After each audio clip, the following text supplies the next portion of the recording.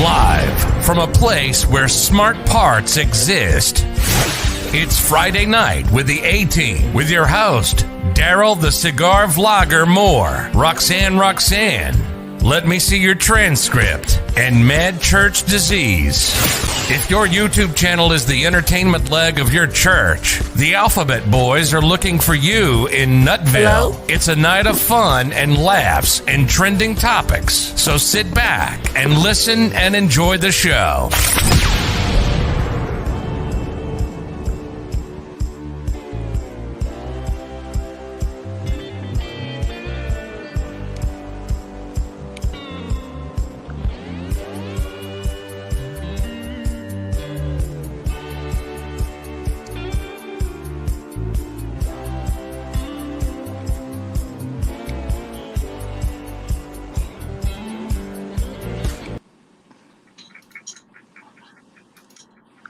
What's up? It's Friday. It's Friday. My day to play. Friday is my day. Oh my goodness, is he sitting on the porch with a Miller in his hand? Friday is my heart. Bless your heart. Hey, for the dead homies. And I promise you guys, I'm gonna be putting myself on mute a lot. That's why I'm not on camera. But it's all good. It's good to hear your voice. And I'm going to be probably working while I'm talking to y'all at the same time anyway, because y'all know I've been down for a minute. Daryl, did you have to get the biggest mug in Ohio? What that look like a fish bowl? Let him be. That look like a fish bowl. Hey, it's a football. A football? It's a football mug. Oh, it's a football. Oh, okay. That's like what they give you in Vegas.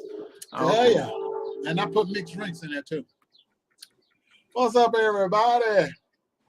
Oh, I'm on the treehouse porch. Getting ready for the 13th of June. Was it 10 more days? I don't know what the spiritual significance. You know, the people practice numerology over there. Yep, that's right, dog. Took out the champagne of bottled beers.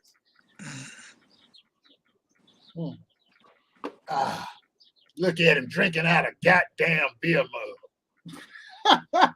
mug. Oh. What's going on, though? How y'all been? I've been good. Head a little bit hurting, but productive day. I'm just glad it's the weekend, but I feel like I still got to go to work.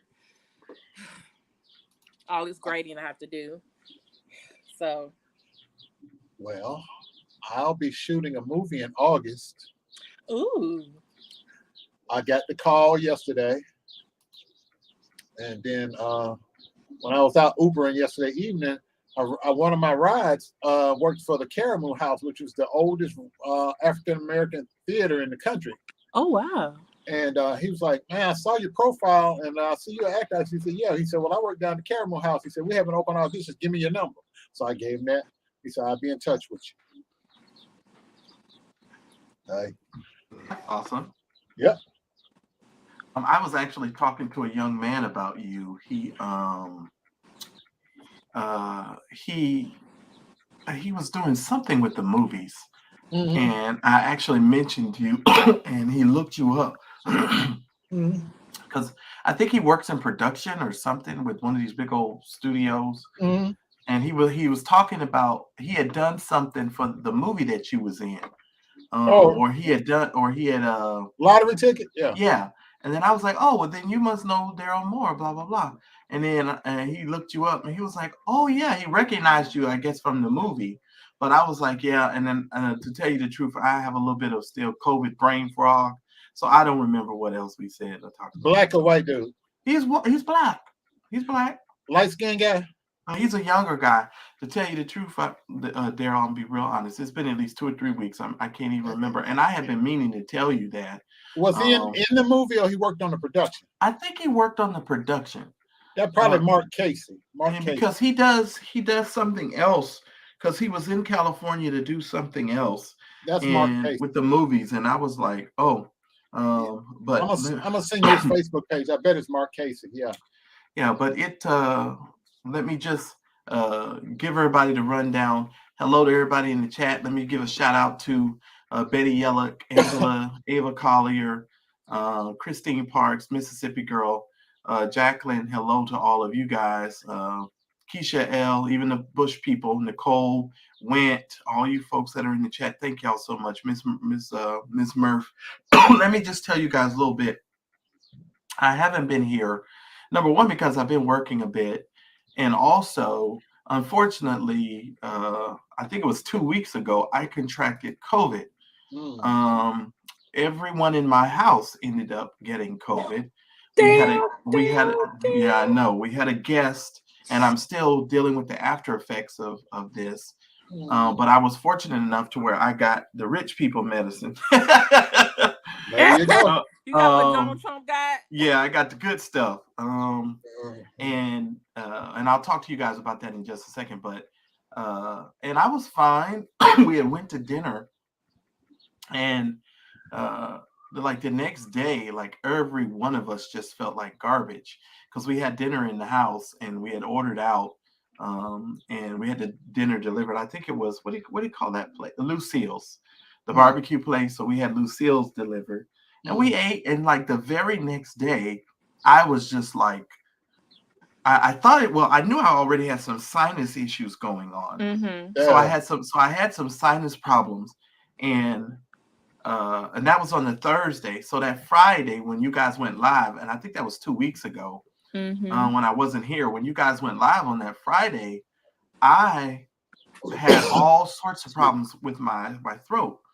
And I went to the emergency room, and that's why I didn't respond to anybody's calls or anything, because I had gone to the emergency room, and then I, once I came back from the emergency room, I was like, okay, I'm just going to rest. And so I didn't really respond to anybody's calls or anything. But when I went into the emergency room for the sinus stuff, because this was before the COVID stuff, because this is before COVID. I knew I was kind of feeling weird, but I tested negative for COVID in the beginning. So I didn't think it was COVID because I had tested negative. And so when the doctor looked at me, the doctor says, oh, well, what you have with your sinuses is normal, and that's going to go away in a couple of days, really, right? So I was like, oh, okay. And so the doctor asked me, they said, well, are you taking the medicines that we give you for your sinuses? And I, of course, said no, because my hard-headed butt don't like taking medicine. So I was like, no, I ain't taking that stuff, because you all know I normally have to take a pill at night. Boy. Oh, Lord have mercy. I normally have to take a pill at night in order to, just making sure my sinuses and stuff don't really close up on me at night. Right. And so, I just don't take the medicine. So the doctor was like, well, we ain't got nothing else for you, so go on home. And so I was like, okay. So I went home. That was on Friday. So on Saturday is when we started testing for the COVID. And I don't think I tested positive for the COVID until Sunday. And that's when I was just like, holy moly. And so, yeah. And so that's how that went. What up, Uncle Fred? Uncle Fred, I actually was trying to talk to you and Kim earlier. So when we get off of this live here, I need y'all to come in the chat so I can talk to y'all about something. But I said, wow, this is crazy. But it happened and it spread through everybody so fast, because I said, well, I'll just quarantine myself, because I think I told you guys everybody had COVID, right? And I was trying to quarantine myself, and I was like, okay, well, I'll just stay here. But then everybody started testing, so I was like, well, shoot, I better take the test too. And it's when I took the test the first time, the test came out negative. So I was thinking, oh, praise God, I'm good. But you remember what I said? What did you say? Remember you said, I asked you, did you take the rapid one or the PCR? And you were like, I took 2 rapids, and they said it was negative. I said, well, they're known to be false negatives. You need to go take the PCR one to be sure. Well, I didn't need the PCR because the rapid told the tale. Okay. The So second rapid. yeah, so I did it because really what you should do is you should test if you got a rapid test, if you can, you want to test yourself at least 2 to 3 times if you can, because the rapid test will pick it up if you got it. Now you might in the beginning get a negative, but eventually it's going to show up. So if you go through, the first day or so and you don't test, it doesn't come out positive, then just wait till the next day, because if you've got it, it's going to show up. Hey Danielle, good to see you. And Danielle has a new book out, or I think it's a book.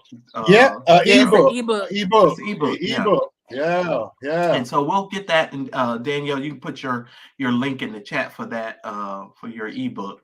So just don't let me forget about that. But yeah, so I was doing that, and I didn't get any of the symptoms that everyone else gets. Like, I didn't have the fever, I didn't have the chills, I didn't have the body aches, I didn't have any vomiting, I didn't have any of that. Well, you're lucky. I was sick as a dog. I had pneumonia. Yeah, I didn't have any of it. I was once I figured out that I had it, either the next day, I think it was the next day or the day after, I was in the doctor's office getting I can't even pronounce the shot they gave me, the Omicron, Crumacru. The Delapron? You got the Delapron? It's the one that they inject in the IV in your vein. Oh damn! I ain't never had none of that. Yeah, they have you have two different ones, just so you guys will know. I don't even know the name of this stuff. They just told me to take my ass home and ride it out. Yeah, I just let them inject me. No telling what this stuff was, but anyway, you get 2 different options. You have a pill pack. You could take a set of pills for 5 days, and normally they give you the pills if you have no other health issues.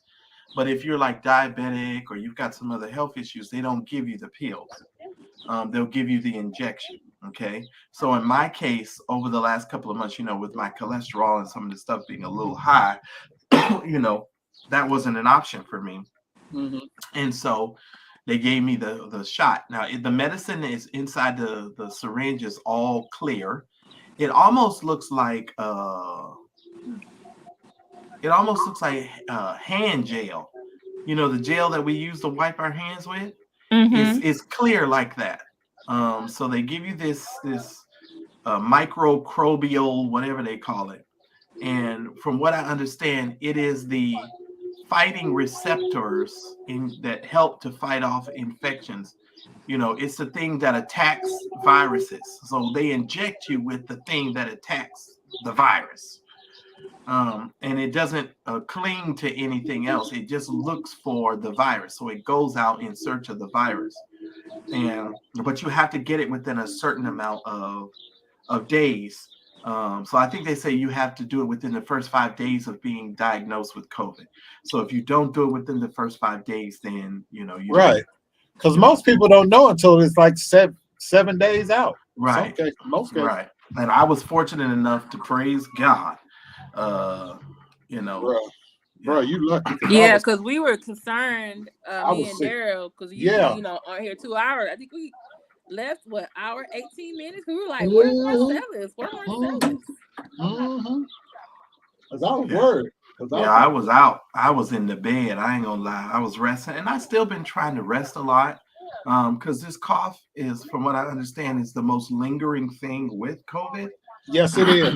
That and the smell. Because I get weird smells, and it's been almost a year now, and I still get weird smells. And I keep vapor rub in my bag, and I'll sniff it or either I put hand sanitizer and sniff it to get my nose back right. Because it's like, oh well, I lost everything. I lost my sense of taste, smell. I lost it all. And the funny thing about that is, when you lose your sense of taste, everything tastes to me like paper. I mean, it just literally tastes like paper. I'm trying to think of this. Your ice cream tasted like paper? Oh, it was horrible. And me, I snuck and got that ice cream can thinking I was going to be slick. I said, I just get some ice cream. Shoot, that ice cream tastes horrible. There's this rock musician. He has no sense of taste at all, but it's not because of COVID. He just can't taste anything. And I'm like, God, that's got to be miserable. You can't enjoy any kind of food because you can't taste it. Yeah. Oh, man. But with me, the weird smell that I get, it's like it smells almost like car exhaust in my nostril. Whenever, Ooh. and I'll be driving down the road for no reason at all, and it'll come on like it's carbon You probably monoxide. smell car exhaust because you be looking up information so fast. You know, it'd be probably like dust. You know, you be looking up, flipping pages and screens so quick it probably like Well, dust. well, I won't have to do that in about 10 days anymore. Lord have mercy. Lord have mercy. Because the world gonna be a better place in 10 days. Mm-mm. Well, I can definitely tell you it was quite the experience. I ate a lot of soup, and I'll be honest, the only thing with COVID that I could really taste was the tomato base in the soups. So, like if the soups were tomato based, I could taste the tomato. But like if it had chicken or whatever else in there, the chicken and stuff was just totally nasty. Because at one point I just got to the place where I was like picking that stuff out of it and just drinking the soup. You know what I mean? Because I was just like, the rest of this is nasty. And one thing I'll tell you is, if you don't buy soup with like all them crazy soups like wild rice and wild rice and chicken, because they got all these different kind of soups. Don't waste your time with that stuff, because that stuff is going to be nasty to you, and then you're going to have to throw it all away, and then you're going to be mad. Well, I which is odd. You lost your. I never lost my taste. I couldn't smell nothing, really. But when I got that pneumonia, that's when it took me all the way out. I was like, when you got that, I was scared. I thought I was gonna leave here, and because I was scared, because everybody that I knew that went into the hospital, I was scared they were gonna try to meet me. Every one of my classmates that went in the hospital, none of them came out, and I was terrified. I ain't gonna lie. I was terrified. But see, I caught it on the film shoot. Remember that film shoot I was doing last year? Right. The guy, the leading character, he refused to wear a mask, and he wasn't vaccinated. Oh my goodness. What is with people? And he infected 8 of us. And we had to shut production down for a whole month while everybody healed. And that was just awful. And in that month time, I ended up getting pneumonia. And I was already weak from that because my dad had passed. I was depressed. And I was like, oh my God, it just like wham. And I was like, boy, this is not. Oh, this might be it. I really thought I wasn't gonna. Because when that pneumonia, they said you have pneumonia. I was like, huh? Because I said this ain't no average cold or flu symptoms right here. I said I feel bad. And when I got in that shower that day, and I thought the steam would make me feel better. A hot shower always break your fever. Right. And that steam hit my lungs. My lungs did like this. I couldn't get any air. So anybody that has asthma, I know what they feel like. And I got terrified. I ran out in the yard. And my son chasing me with a blanket, like, you can't go outside naked. I said, hell, if they ain't seen a naked person before, they're going to see one today, because I was trying to get some air. I ran straight out the shower into the yard, panicking. And but I by the grace of God, I rolled it out. I made it, man. Wow. But I still have the effects of it every so often, at least once or twice a day. That weird smell gets in my nostrils, and I have to reach over and grab my vapor rub or some sanitizer or something, to go across my nose to get my nose working again. Because at first I thought it was because I just had a hot water tank put in my house, gas. I thought it might have been carbon monoxide from that hot water tank. Wow. So I was panicked. I said, I called the plumber back out to check it. And he was like, no, everything's working fine. So I said, then I started feeling sick. I said, okay, I got something going on here. And then I went to the hospital. They said, you got COVID. She said, you're in the back stages of it, so you're just going to go home and ride it out. She said, or you can stay here. And I was like, no, that's all right. I'm good. I said, if I'm going to die, I'm going to die at the house on my own terms. I ain't written about this. No ventilation for me. No drug-induced comas for me. No, ma'am. Nope. I'm gonna take my chances at the house, and I rolled it out.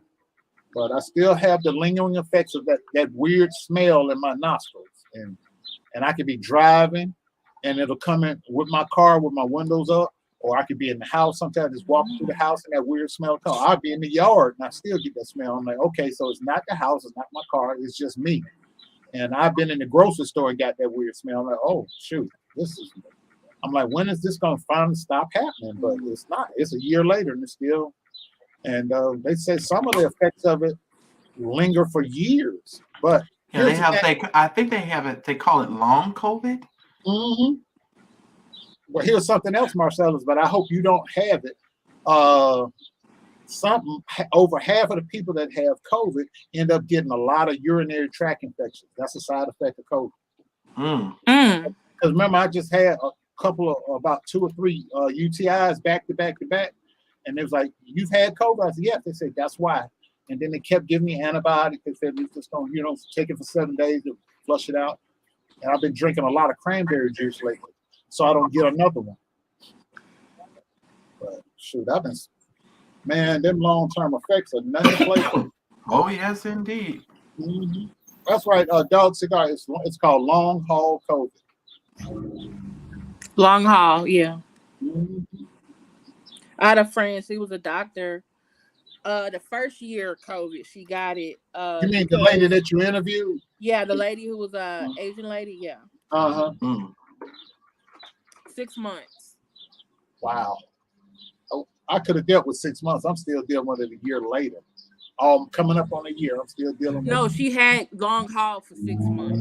Oh, Lord. Oh, God. She couldn't even function. She was just laying around the house. She was like in a room. Like she had to be quarantined away from her kids and her husband.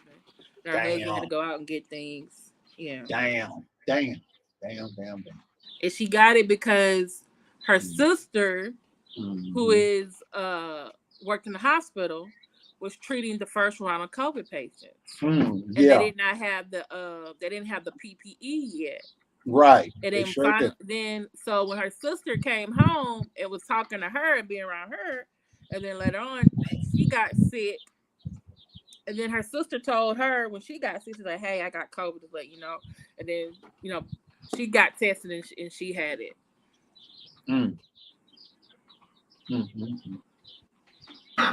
What, Jacqueline, for real? A second time? I've had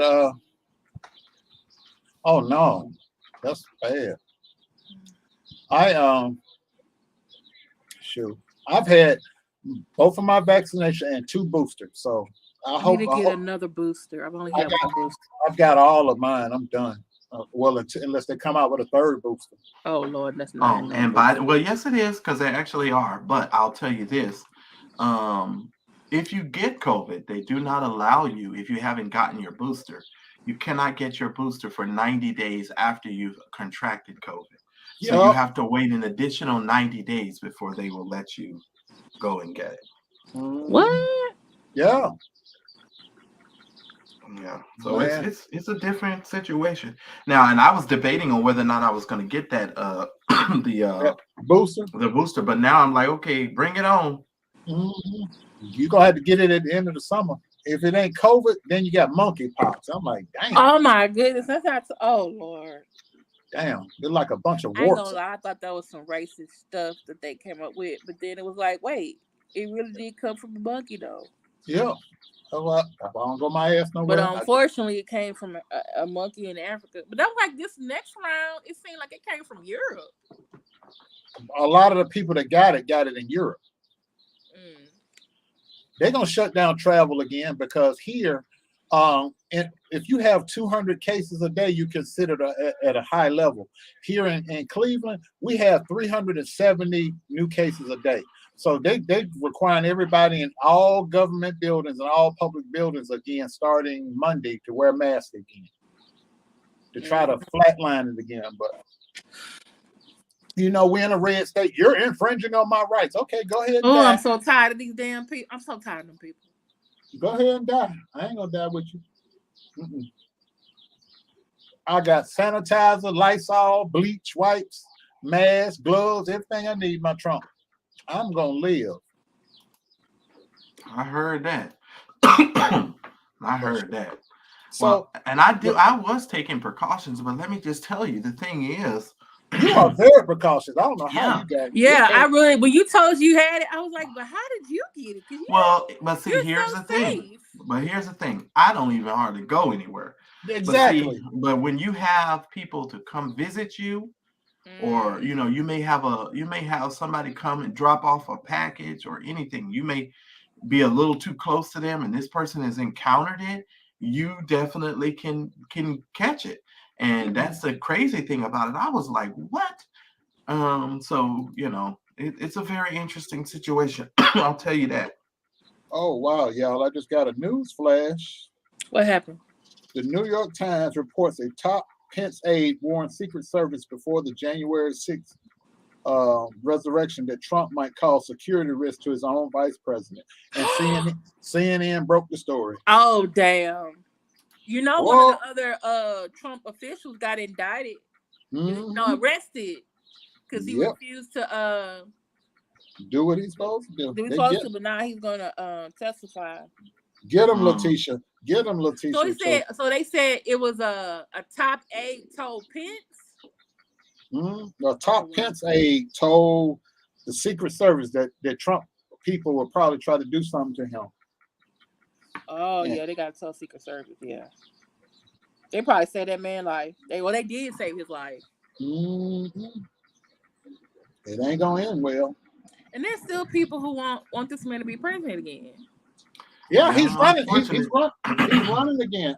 When I drove out today, when you ride outside of Cleveland, out into the countryside, Trump 2024, Trump this, F Biden, Trump getting our country back, all kind of flags and banners and painted on the side of barns, F Biden.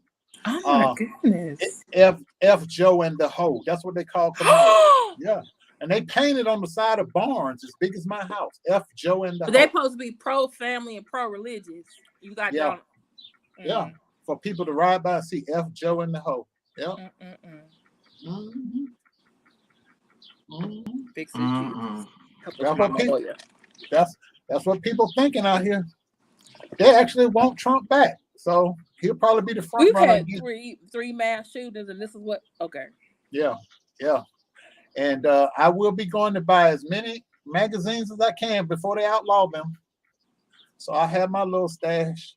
I just think some of these weapons are just ridiculous, and I don't really understand why they need to. Why do you need an AR-15 if it's not your house? Like, Derek, you have a house, you have a family. Right.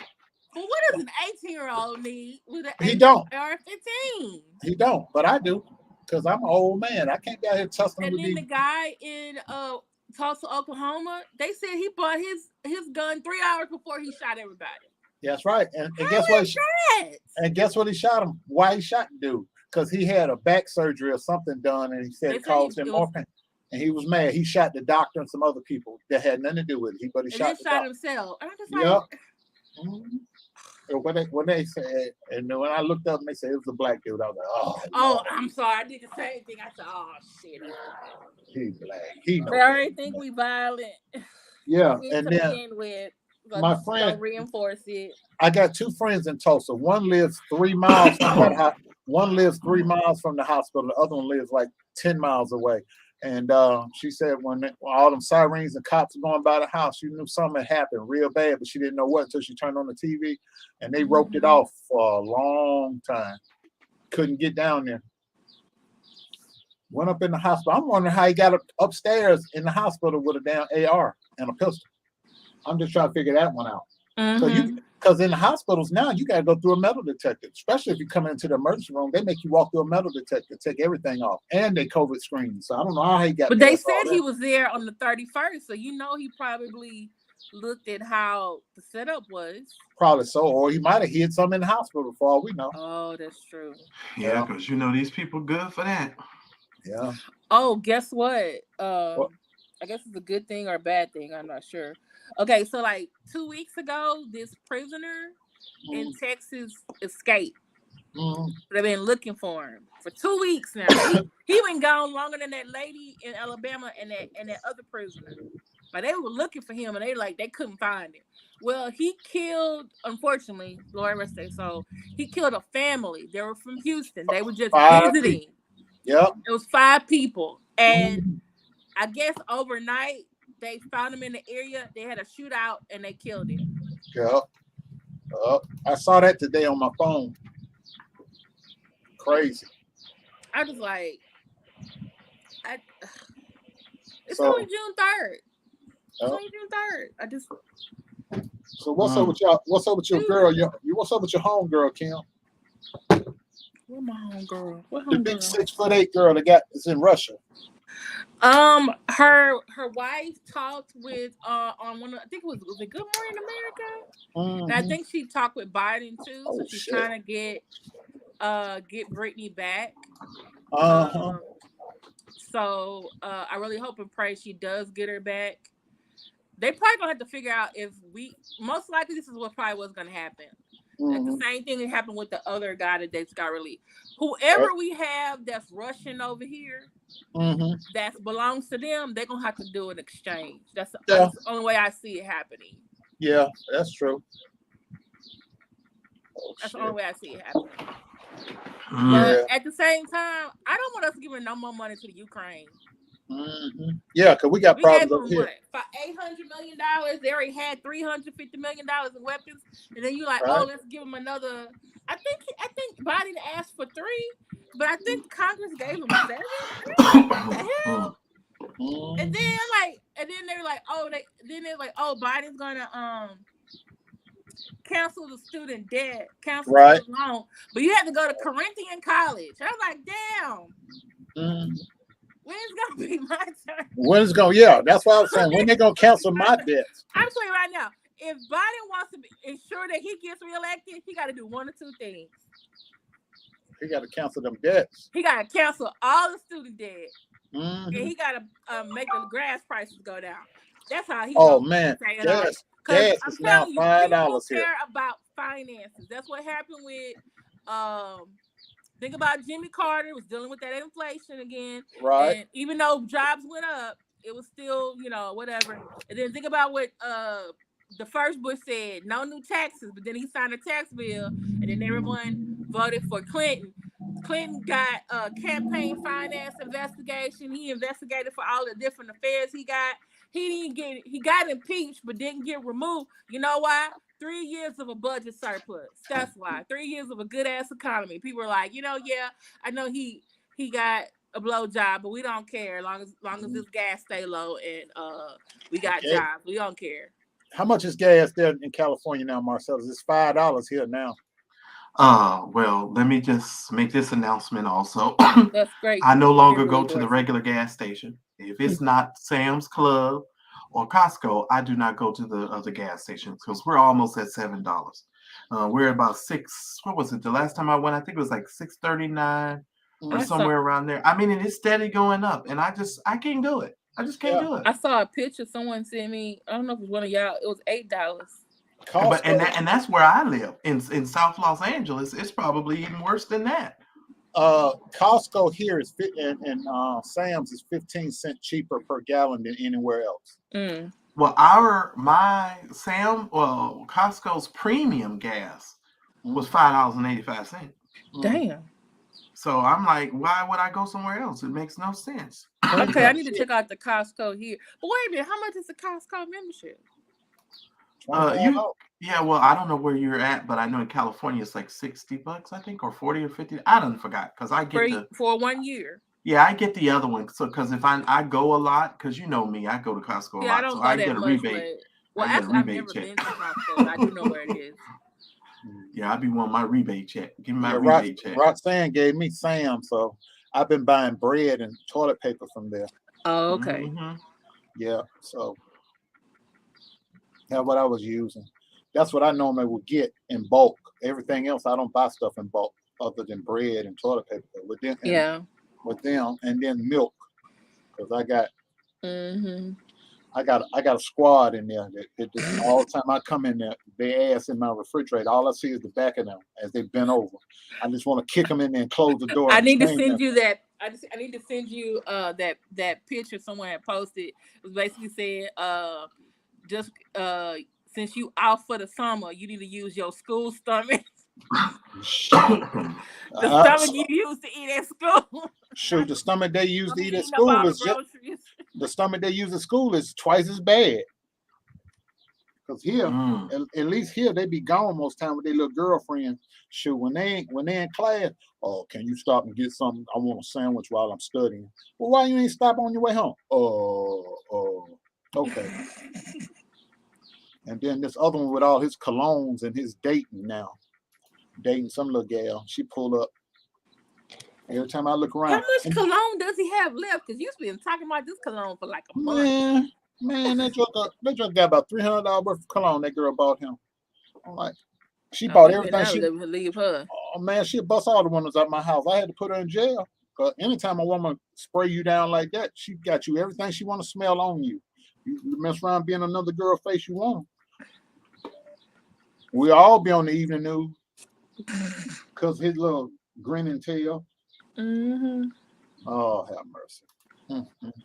So, what y'all think about Johnny Depp? I'm glad he won. I am. I just need him to stop dating actresses. I need him to go to therapy. And I need him to go to rehab and stay there. Yep. And don't whether you're famous or not, don't date nobody that will go in your house and the bed you share with them and take a shit in your bed. That's a crazy ass woman. You gonna shit in the bed that you sleep in just so you can make your boyfriend mad, your husband mad. You're a special kind of retarded. Yeah, she was actually quite disgusting.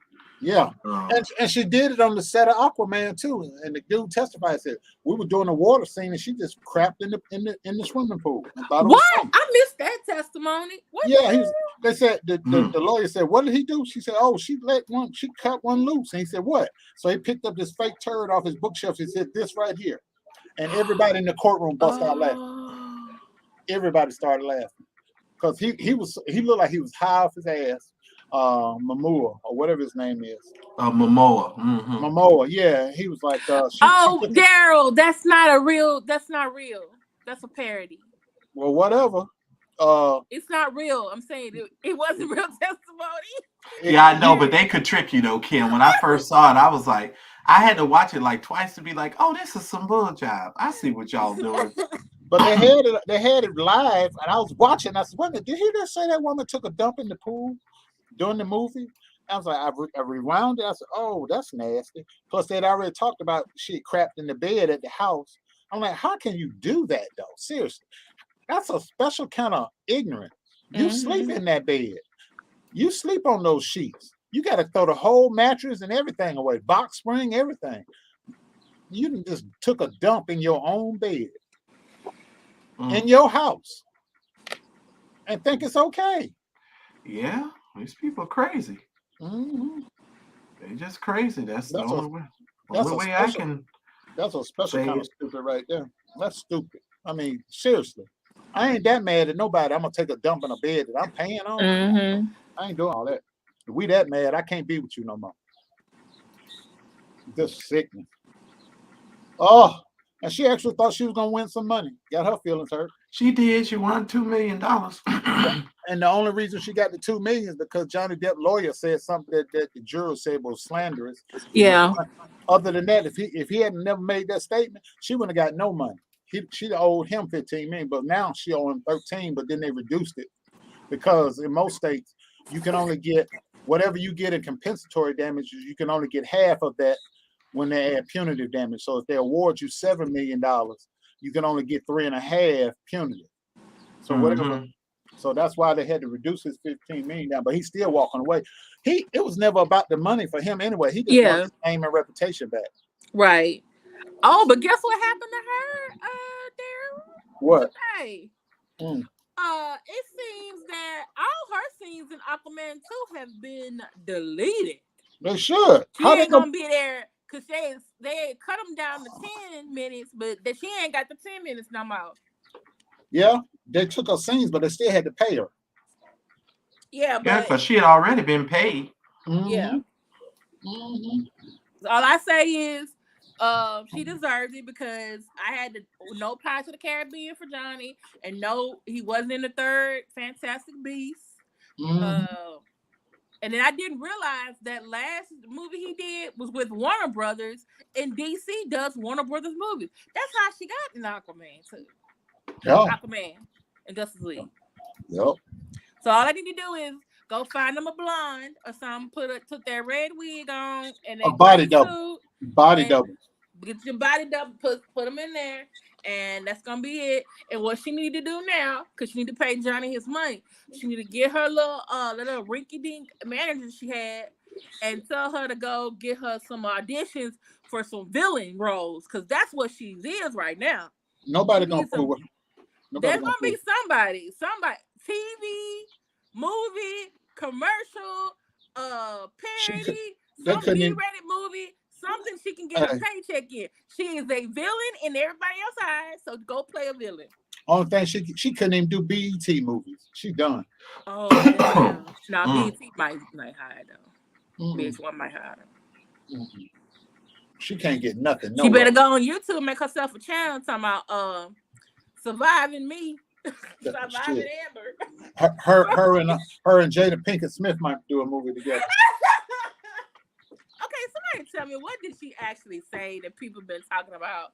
Oh, Jada. I don't want to watch it. Jada, summarize it for me. Jada basically said she didn't want to. Of course, she repeated that she never wanted to marry Will, and that. No, this last time. She repeated that again. And she didn't tell Will to go up there and hit Chris Rock, and she didn't like the fact that he did it. She basically threw him under the bus again. That's all. But that's gonna be the nastiest divorce in the history of Hollywood. They just need to be separated and then have it closed somehow, and then in 2 years tell us like, yeah, we divorced last year. Just tell us later when it's over with. Oh, she gonna get a payday because she know where the bodies is buried. She gonna tell everything because she know the dirt on Will. That's why Will been all over in India going to these retreats and stuff and trying to get his mind. Because she gonna ruin his ass. She gonna ruin that man. She gonna ruin his ass because he done did some stuff that she know about, and she gonna tell everything she know. And Lord help him if there's a man involved. Oh, Jesus be offense. Yeah, you know he liked that bread basket. So they say. Okay, I don't want no more. Well, you know that movie 6 Degrees of Separation. You saw what he did there, didn't you? That's his breakout role, that 6 Degrees of Separation, when he was doing that gay sex scene and he was on the bottom receiving. Had his feet dangling in the air like this here. And that white boy was giving him the wood.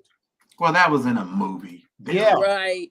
Yeah, but after he threw his bread basket in the air, he became famous. Before that, he wasn't famous. Just like all these actors, these black actors, they trying to get them to wear dresses, and them guys, I ain't wearing no dress.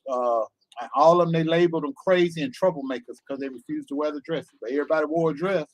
To this day, Brandon Jackson regrets wearing a dress, but Dave Chappelle refused, Eddie Griffin refused, and then Cat Williams refused. And Cat Williams, yep, sure did. But everybody that put them dresses on, Martin Lawrence, Brandon Jackson, who else wore a dress? Damn, I'm at a loss now. Eddie Murphy wore a dress. Yeah, think about that. All of them that wore the dresses. Yeah, but if you think about like with someone like Eddie Murphy and Martin Lawrence, they play cast of characters. They're not just the women character. They play a lot of characters.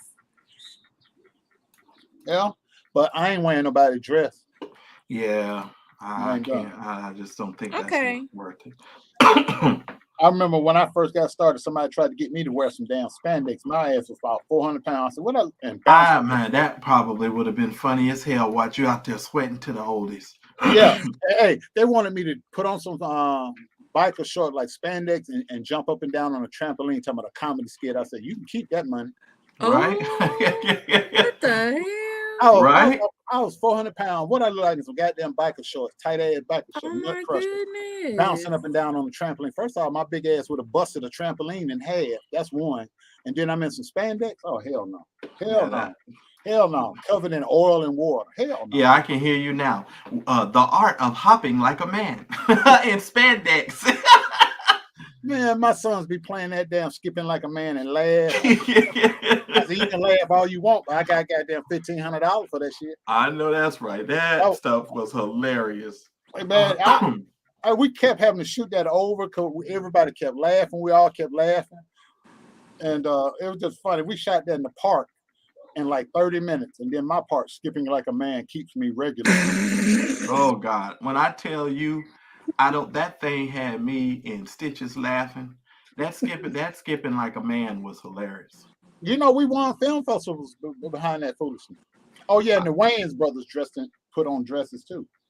White chicks. And look at their careers. And they but a lot of them guys made Yeah, money, but they though. were on the what? They were okay. Yeah, but I mean, think about it. Go ahead, Kim. What were you gonna say? Because you don't stop Because yourself. I was like, wasn't they on Living Color? They all play different characters. Well, yeah. Jamie Foxx wore a dress too. Wanda. Yeah. Flip Wilson. Everybody put on a dress in Hollywood. But everybody that refused, oh, you're a troublemaker. We can't work with you no more. Robin Williams wore a dress. Milton Berle. But they're white. That's what I'm trying to say, Daryl. They ain't just the black folks. We know the black folks. But it's the shit that's been done too much. Really. But with us, it's about emasculating the black male figure. Is it? But Think about they are being emasculated, or is it the feminization? Is it two both different things? It's both. They're trying to emasculate us and feminize black men. Now, a white guy can do stuff like that, and it's not nobody think nothing of it. But if a black man do it, it follows you. Tyler Perry wouldn't be successful today if it wasn't for Madea. Oh God, and I'm so sick of that character. I don't know what to do. He's tried to stop doing it, and people refuse to let him stop. That's how. But if you really think about it, that's how he makes his money. How is he able to do the non-Madea films? He got to do a Madea project at least like every other year to fund the other stuff. Exactly, because nobody else will watch his content. He just bought a mansion, I think. Right, he just built a super mansion in Atlanta. Yeah, a massive mansion with 100 rooms in it. That's crazy. It's crazy. You one man, why do you need 100? Well, if you can afford it, but 100 rooms, you can't stay in all them rooms. You don't even know somebody be in your house. You wouldn't even know. But you know what? You can always rent your mansion for people to film it in. That's true. Very true. But I don't want nothing that big. Nothing. I just give me 3 bedrooms and 3.5 baths. I'm good, or 4, maybe 5 if I really, really get rich. But I don't need no big 100+ room house. What am I do with that? I'm almost 60 years old. What would I do with that? Yeah, that makes no sense. You can't even go upstairs in the house unless you got an elevator. You can't come downstairs to your kitchen. What you gonna do? Yeah, it makes no sense. I don't even want an upstairs house now. After I get rid of this one, it's gonna be a ranch house, 1 level. I ain't even getting a basement no more. I've had a basement. It's fun. Peace and hair grease. I don't want it because you can't go up. If I get sick, I can't even go downstairs to wash my own clothes. I can't go upstairs, go to sleep. I gotta have a hospital bed in the living room. No, I'm good. Right. I'm good. I'm good on that. But man, I can't wait till next Monday Tuesday on the 13th. My mama's birthday. Oh Lord. What you getting your mama for her birthday? Where you sending her? I don't know yet. I'm gonna think about it tonight, and then I'm gonna go get something tomorrow and send it to her. Make sure she have it. Okay. It's got to be something good. She likes fruitcake. No. Okay. That's too much for her. But I'm gonna get her something. I'm gonna have to probably get her some gift cards and stuff. Because I got to do something real big for her this time. You know, this is her second birthday without my dad. So yeah, I got to do something. I got to do something big for her. Yeah, I can imagine that. And and this is it's a sad time. Yeah. Because last year everything was gonna fall. My birthday, her birthday, because we just buried Dad that first weekend, and so it was just last year was just a wash. But this year I got to do something real nice for her. I don't really. My birthday this month. I'm not even caring. I just want to make sure she okay. Mm-hmm. I understand, brother. Yep. I definitely do. Shoot. So I'm just sitting there thinking about that woman, what she did to damn Johnny Depp. Though she put that man through the ringer, and people actually got mad with me and deleted me on Facebook because you supporting him. I'm like, hell yeah, I am. He got railroaded, lost his career, lost all his money over a lie. Yes, I know what it feels like when people lie on you. So yes, I'm going to side with him. I said, well, I can always say, no matter how bad I'm going through stuff, nobody's took a dump in my bed. Right? I hope not. Yeah, but I have had somebody put a dead animal in my mailbox once. Oh my goodness. Yeah, she's crazy as hell. She's crazy. She was crazy. She put a dead animal in my mailbox. Don't tell nobody what the animal was. We don't need a repeat of that. No, they tried at this house. They want to. They're being for a special surprise because my mailbox is right over there by my door, on the other side of the house. But that's right. She tried to ruin his ass. She tried to ruin him. And well, it didn't work. It sure didn't. But he spent a lot of money to get his name cleared. Yeah, he sure did. That's the unfortunate thing. Money that he didn't have because he's broke. Yeah, that's the part. Mm-hmm. You know, all that money. Can you imagine paying for a trial that lasts 6 weeks? All that to get his name cleared. Mm-hmm. And spent millions of dollars. Mm-hmm. Because what he won is I mean, in my opinion, is probably no, you know. And he'll never collect a dime of it because she don't have it. That's the sad part. She just went after that man just because she could. Just because she could.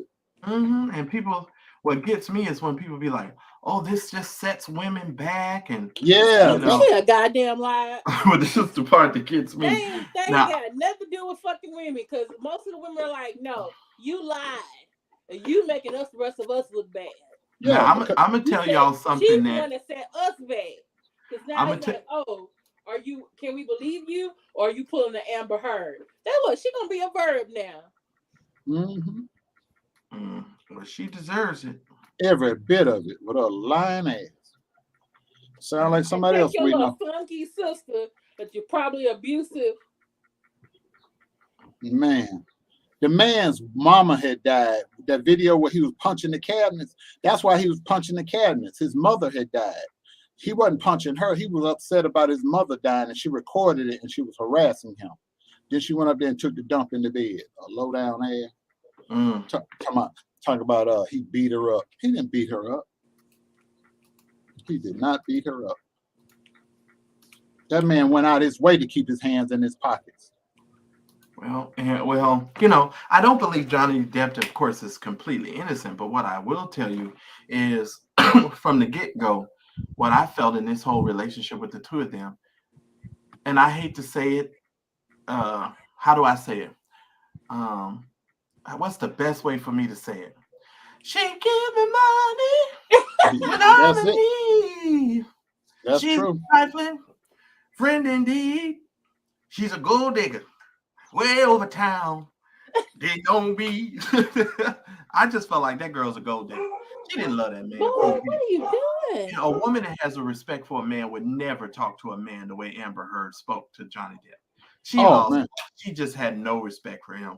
None whatsoever. Oh, Monique and DL Hughley. Well, DL just got caught in his lie because she put out that extra contract. I know these people they don't understand. Monique is not going to let you come out here and say stuff and don't back it up. and I keep trying to tell y'all, you know, this woman has a right to, you know, she has a right to tell her truth. And I'm sorry, if y'all don't like it, then I don't know what to tell you. I know everybody wants her to shut up and just move on and leave things alone. But when you're a person who's been lied on, it's not a situation where we're just gonna let it go. Sooner or later, people are gonna have to pay the piper. Mm-hmm. You understand what I'm saying? You're not going to just get away. Now you might think you're gonna get away, but you ain't gonna get away. Nope.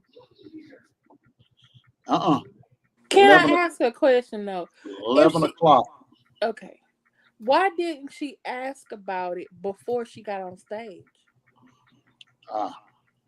Why didn't she ask what? Kim? No, when because I think either her or Sydney took a picture of the lineup for that night, which was different from her contract, and I think DL, I gotta find it. I think he brought I know he did a memo, but it was something else he put out too. Yeah, he put out the contract that was back in March, where showing the lineup, showing who got their money deposited in what bank, but he redacted everything so you couldn't see people's bank information because that would be doxing.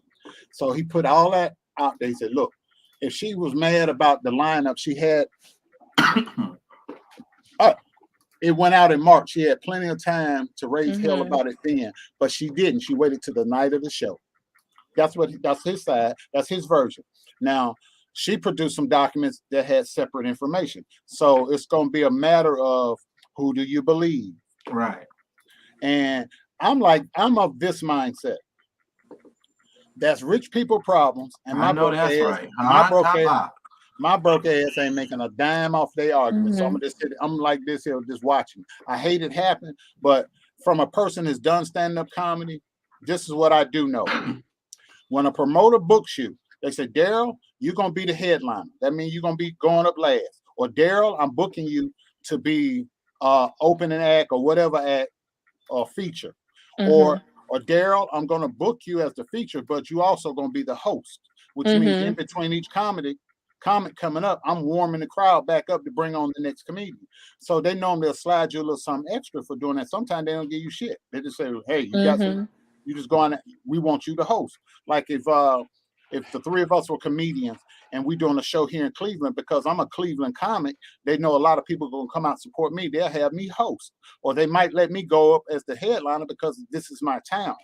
But see, Monique figured because she had been in the game the longest that she was supposed to be the closing act, and it don't work that way. But her contract, the way this was, when I saw it, it actually says she was supposed to go on last. But here's the thing: I'm of the attitude that Ricky Smiley has. Bingo. You know, you all are trying to get money. It don't really matter who goes up last. It's just an ego thing. That's all. You know what I'm saying? So what you do is you just go out and kill it, do the best that you can. Get your money and get your money in dip. Right, and just be done. I don't care if I was first or last, as long as they paid me. I didn't get two shits. I felt like I keep rooting for Monique, and then she keeps doing stuff, and it's like, wait, is this like the time? You know, I keep going back to the whole situation with, you know, what's the man's name? With the Empire show. What's Lee Daniels. Lee Daniels and Oprah and Tyler Perry. I keep going back to that, like, okay, you was wrong then, even though we had to listen to it for like 10 years.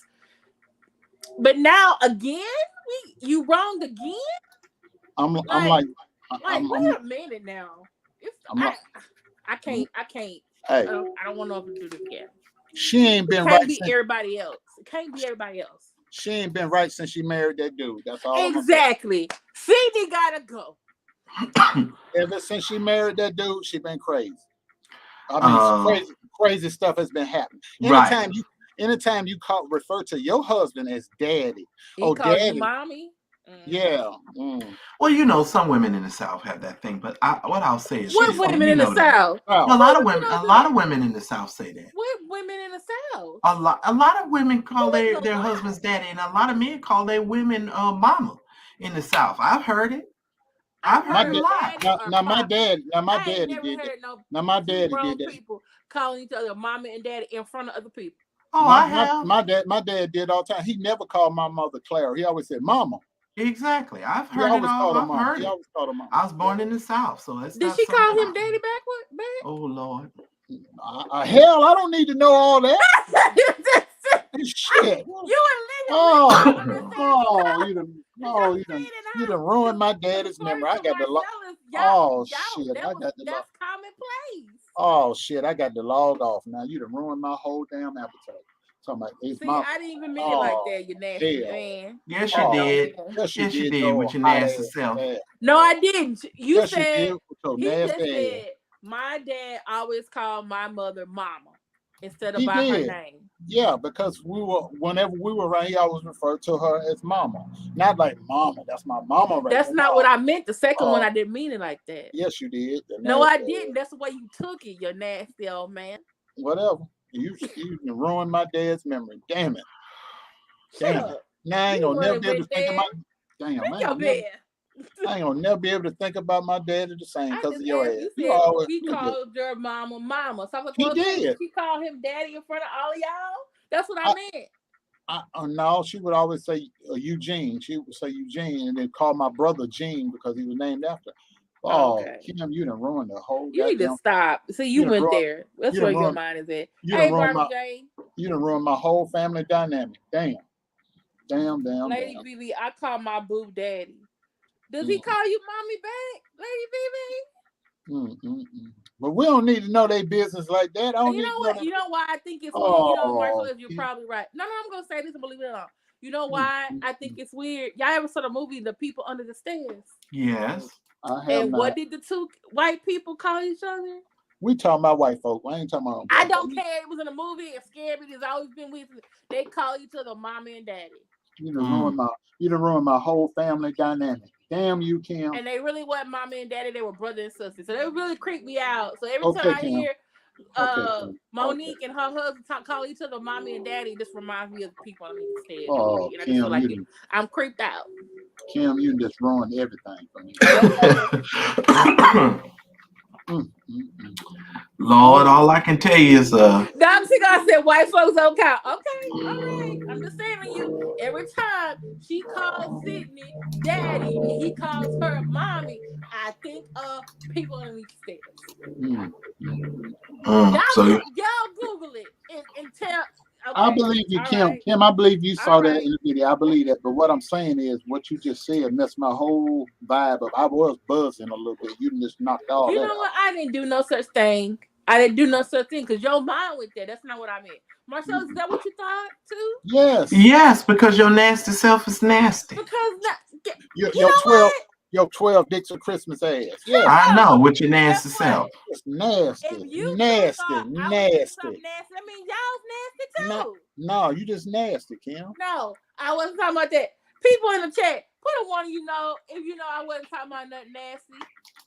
Oh, they know you was nasty, Kim. They know No, you. you told them that I was being nasty. No, they know you, Kim. If they've been around here long enough, they know you. That. You're a nasty rascal. You're a nasty rascal. Bed, leave me alone. You're a nasty. You're a nasty. And Kimberly, rascal. wait a minute. Kimberly said, Kimberly Dorsey said, did you see when they shared a chapstick? Are you talking to Monique about Monique and her husband sharing a chapstick? I saw that nasty shit too. Well, what's wrong with sharing a chapstick? I mean, they do probably kiss each other. Okay, now wait a minute.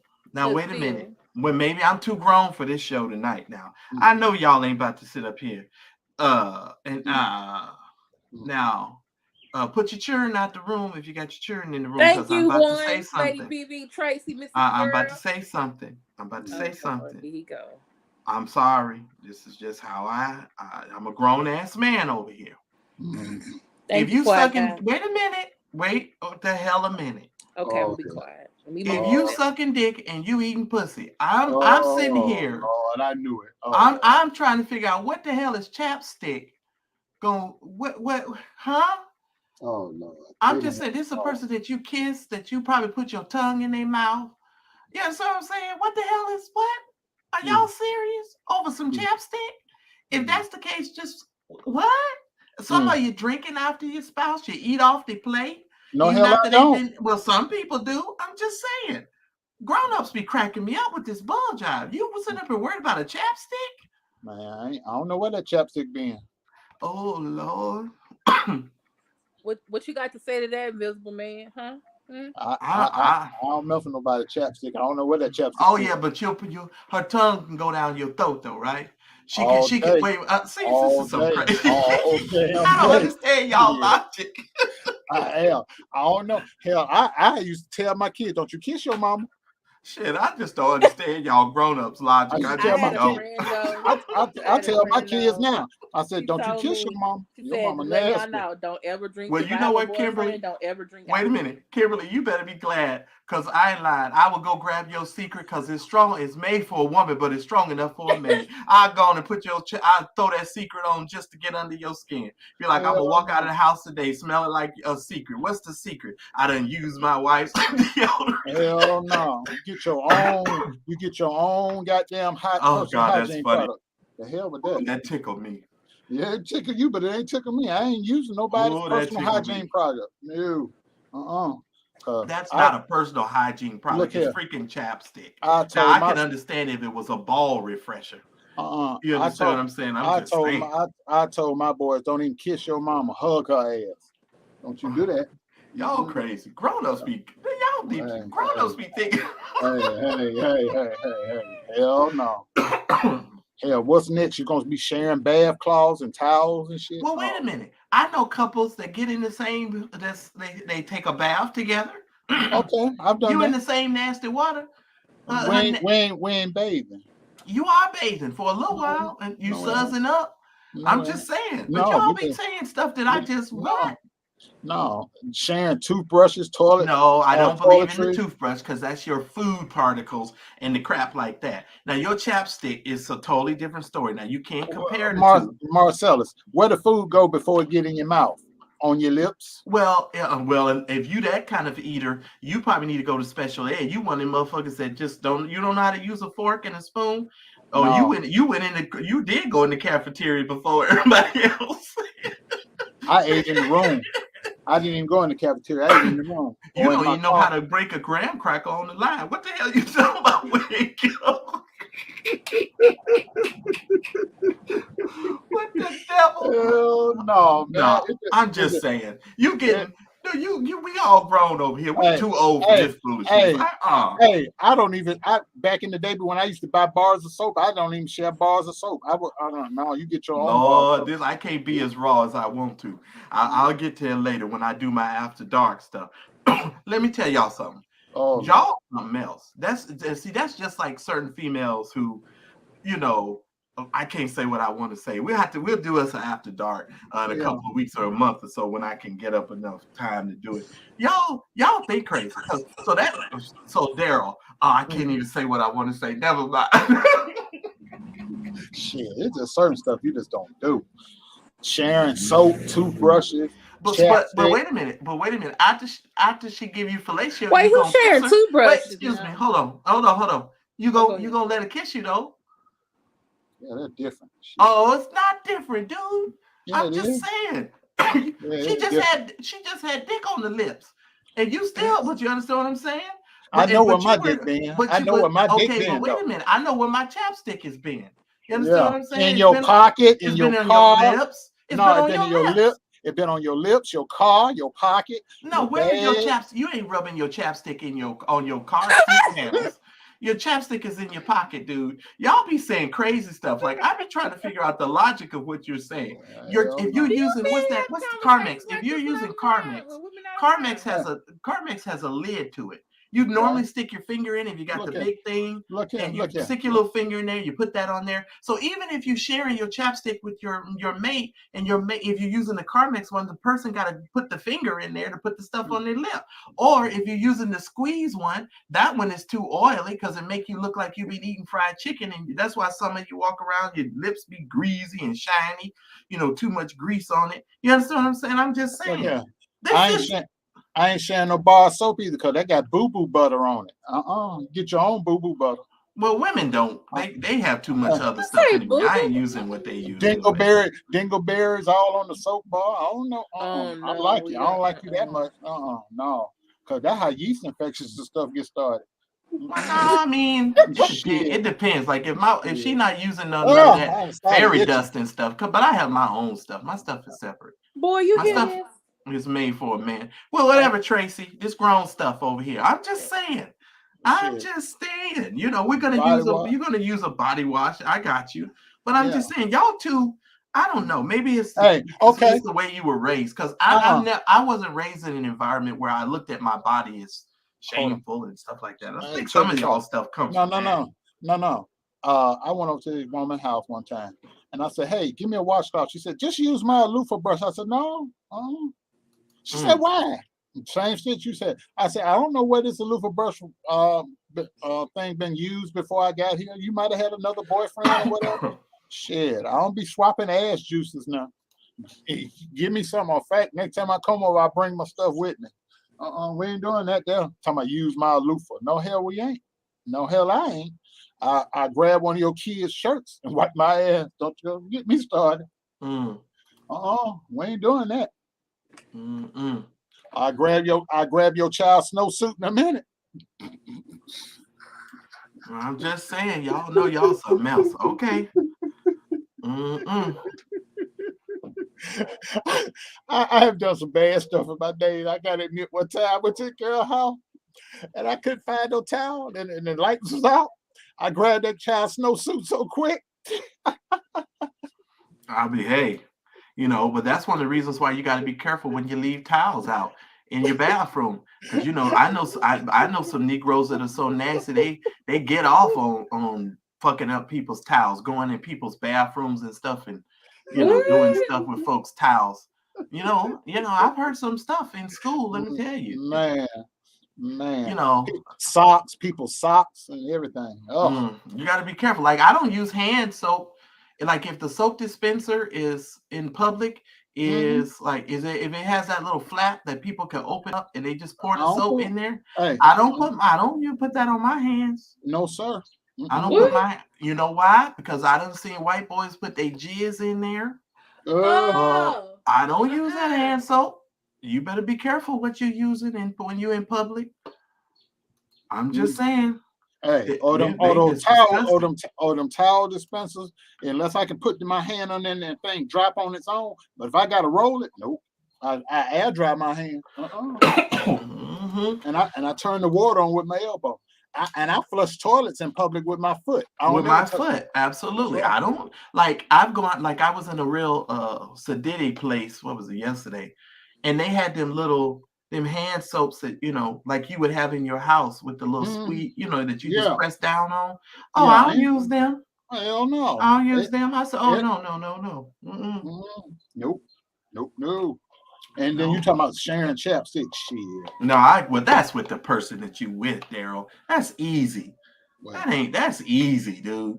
And to me, if I need something, if my lips is all jacked up and my wife tell me I can't use, now she got some blueberry or some of that glittery shiny crap that they be putting on their lips, of course we ain't gonna use that.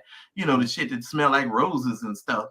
None of that stuff. But you got a regular chapstick, girl, you better give me some of this chapstick. Got me over here looking like I just been kissing on chalk all morning. Better give me some darn shit. I keep me a little thing of Vaseline in my car, in my glove compartment. Just like this. I'm good. I don't need your stuff because I don't know where your mouth been before I got over there. You just stay right where you at. I ain't sharing no chapstick. Chapstick, toothbrush, towels, loofahs, and all that other stuff. No. Give me a washcloth and a towel. And when I finish, I said, where your hamper at so I can put it in the hamper?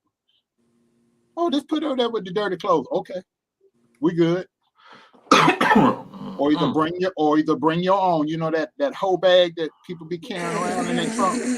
That overnight whole bag with your own toiletries and your own extra pair of drawers and socks and undergarments and a change of clothes so you don't come back out looking like you've been in jail for 3 days. Yeah. So when you go in somebody's house for the weekend on Friday, you don't go back home till Sunday. So you need your change of clothes in your trunk and some toiletries. I had everything: toilet paper, toothbrush, deodorant, everything you need. Yep. That's what you do. Yeah, well, a whole sack. A whole sack. Well, if you're a man, is it like it's called a bro sack? I don't know what it's called. I just call it a whole bag. Man whole sack. A whole sack. Man whole bag. Somebody listen at Lynn. Lynn say if you've ever used hotel towels or at a family member or friend, it's a moot point. What's a moot point, Lynn? What part is a moot point? Hotel towels get washed every day. They sure do, and they wash their shit with some major hot water and stuff. and bleach and powder. Some industrial strength shit. Now, if you staying at the Alibaba hotel, then maybe not. Because maybe not. I'm just saying. If I go to that front desk of that hotel and somebody named Patel is at the desk, I'm like, oh shit, I'm taking. Yeah, you in trouble. But I'm just saying. I'm in trouble. They have that in the bathroom. Please. Look here. Yeah, I don't know where y'all staying. Y'all making me nervous as hell. I'm talking about my own house. I put my toothbrush in my house in a container because so do I. Because if it's hanging loose in the bathroom, when you take a number 2, all them things get in your toothbrush. Well, there's always dust particles in the air, period. Yep. There's dust particles in the air, period. So that's why you want to do that. And especially Kim, you got a dog in your house. I know that's right. But he don't come in the back. Well, yeah, he in the house. He in the house. So you getting you brushing boy juice on your teeth. I shouldn't have said that. Now Kim gonna cover everything in bleach and plastic. Everywhere, boy ass juice. Dogs lick themselves. So every time you brush your teeth, you getting a mouthful of boy.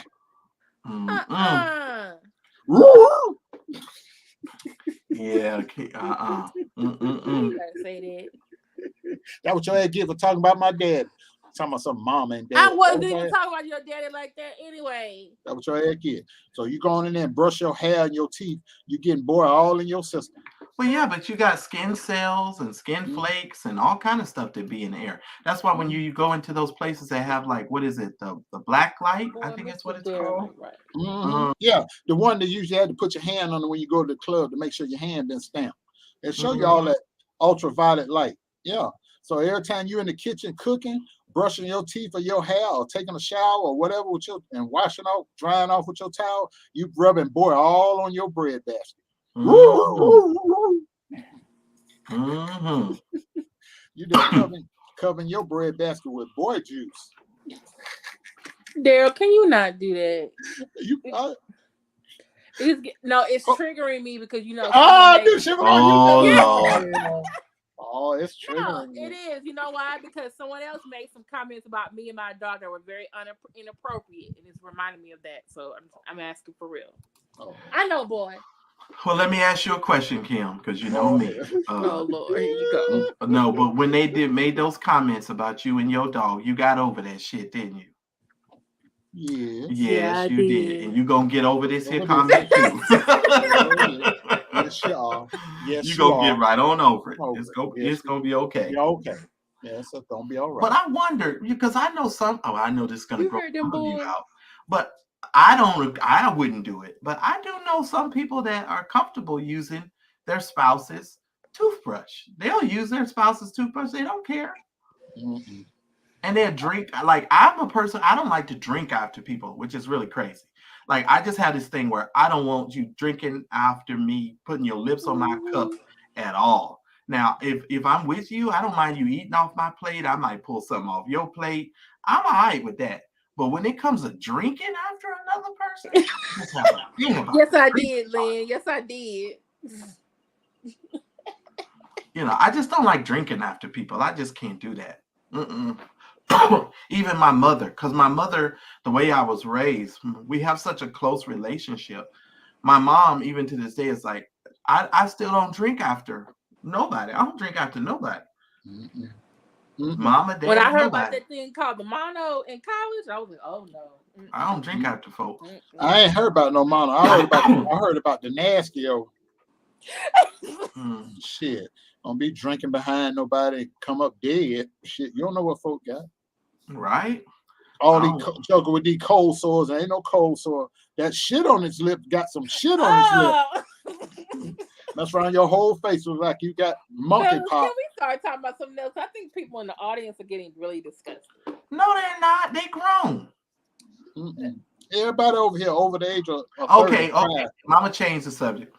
Let's talk about your non-dairy damn queso that you want to get on the internet and talk about for 45 minutes in the damn morning.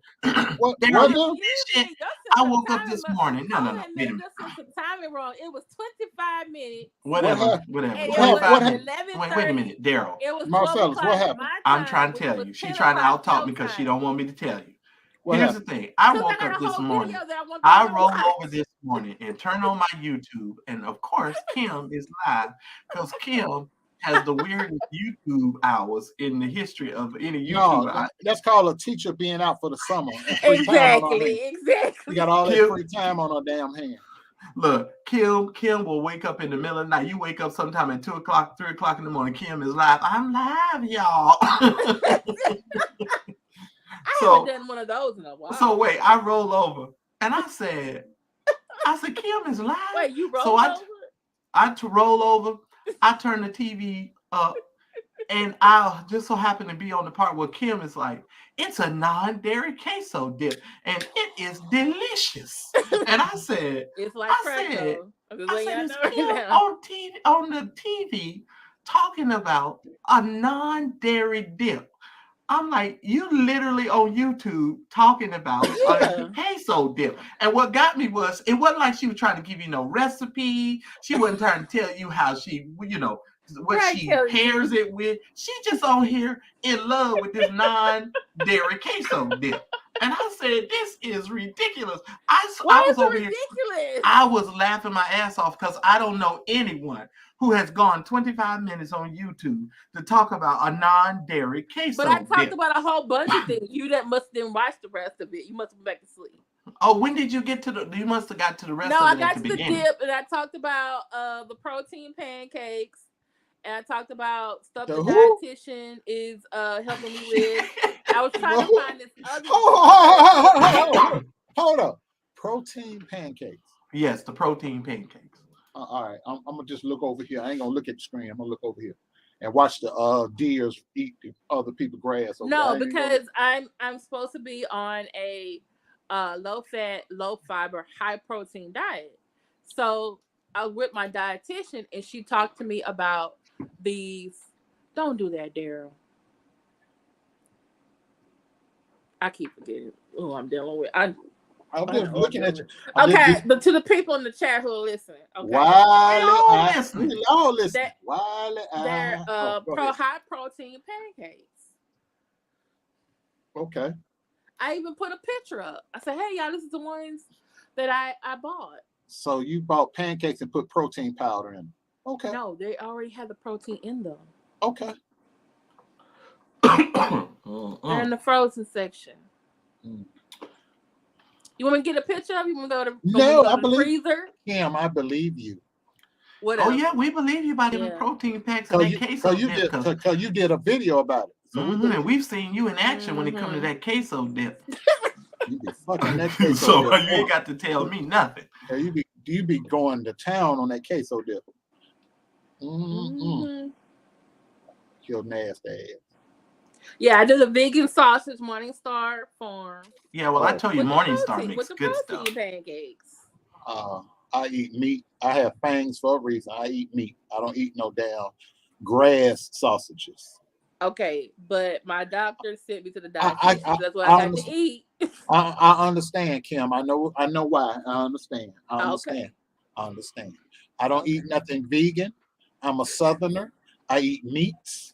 I eat grits. I'd rather have some Chapel Hill sausage, which is the best sausage in the world. No, it's not. No, it's not. Excuse me? Jordan sausage is the best in the world. Who Jordan. I will send you some. But I'll send you some Chapel Hill.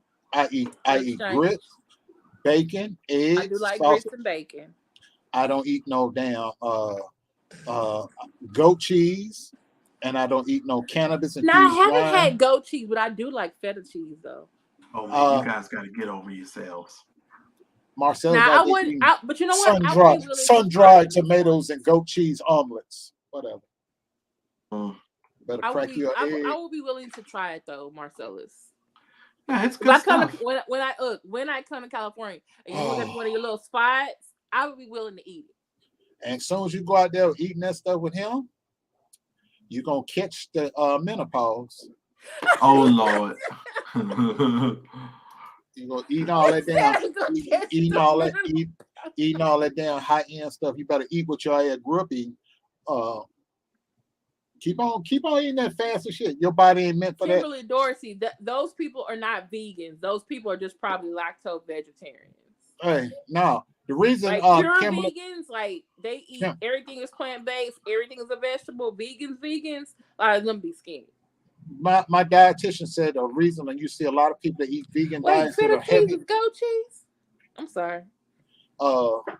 a lot of these people that are eating those vegan diets, the reason you see a lot of them, they tend to be on the bigger side because those diets are high in fats. Their diet is high in fats and cholesterol. That's why they gain the weight so much. Yeah, that's what my dietitian said. I had to look at the fats and the saturated fat and the the unsaturated fat, and I'm just like, all that other stuff. But see, if you went back eating regular foods instead of all these sun-dried tomatoes and goat cheeses and arugulas and cilantros and shit you didn't know you ain't ate until you got 40. Now all of a sudden you're trying to get high end, and that's why whatever high end. You're just trying to eat some food with some flavor that ain't gonna kill you. Because half the shit we used to eat as a child, Daryl, that stuff wasn't good for you. It ain't killed me. My granddaddy. No, it didn't kill your ass, but your ass was almost 5,000 pounds, and you that ain't had nothing to do with it. You was a damn lie. That ain't what it was. I'm gonna tell you what it was with me. What made me gain all my weight? I ate a lot of bread. Nigga, you thinking that bread got you to just be that size? No. Listen to me. I ate a lot. I didn't eat a lot of foods, but I ate a lot of what I liked. And bread and pasta were staples in my diet. And a lot of that stuff had a lot of salt, a lot of grease, a lot of oil, a lot. That's the point that I'm trying to make, sir. When we was growing up, like me, fried pork chops. You eating all this fried foods. You sitting at the dinner table. You got nosebleeds and don't realize why your nose and your blood pressure is all high because you eating all of this pork and all of this stuff. What are you trying to say? My mama's daddy was this big. He drank corn liquor, smoked reefer, and ate pork until the day he died. He is the exception, not the rule. All this arugula shit. That was you in the arugula. All this Food Network shit eating. Oh, I'm eating vegan this and vegan that, and every time I look, oh y'all, I got migraines so bad. Oh my God, y'all, I got migraines. I got a runny nose. I got a bloody nose. My stool is hard. And I'm sitting over here eating the hell out of me some collard greens and peas and cornbread and neck bone, and ain't had none of that. Ain't had none of that because I stuck with what I grew in my backyard when I was a child. So y'all can keep on if you want, eating all this high-end stuff, all this rich stuff. Oh, and Marcella's sitting there. He don't even eat his chicken with his hand. He eat his chicken with a fork and a knife because he's fancy. Well, that's not true.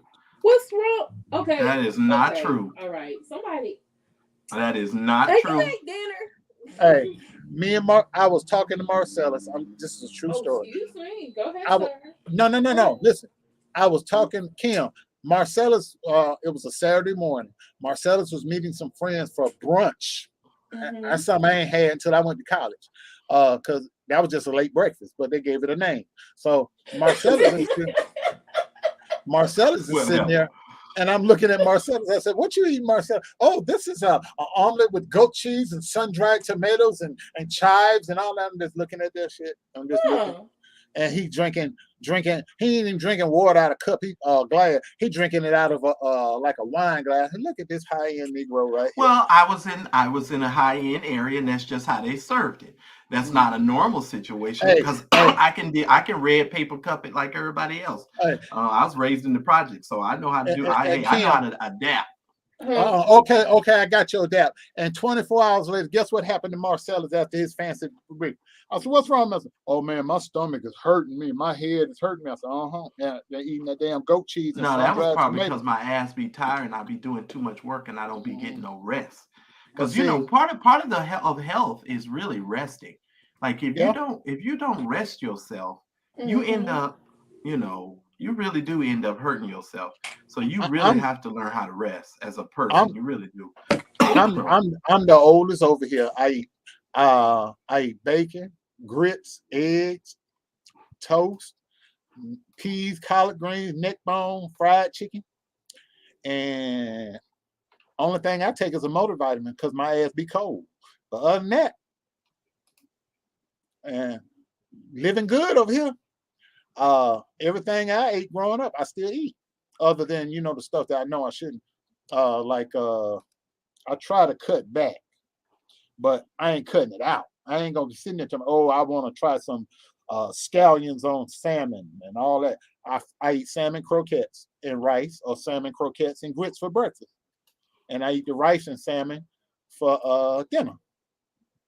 But I'm not eating salmon fillets and all pink and just laid out on a plate. I don't do that. You got to put some flour on it and put it in some grease for me. Yeah, of course you do. That's what I just said just a little while ago. If it ain't dyed and fried and laid to the side, you're going to have trouble. With some biscuits. You're going to have trouble. Yeah. But Kimberly, I'm with you, Kimberly. I'm growing in your direction. I'm starting to do the intermittent fasting. My friend lost a lot of weight doing that. She looks amazing. But I'm just cutting it out. The only thing with me is I'm so busy, I don't really have time to exercise. I'm going to have to start really making it a point to exercise. If you just walk somewhere, but you do a lot of walking anyway, because every time I turn around, you in Costco with that damn buggy. Well, yeah,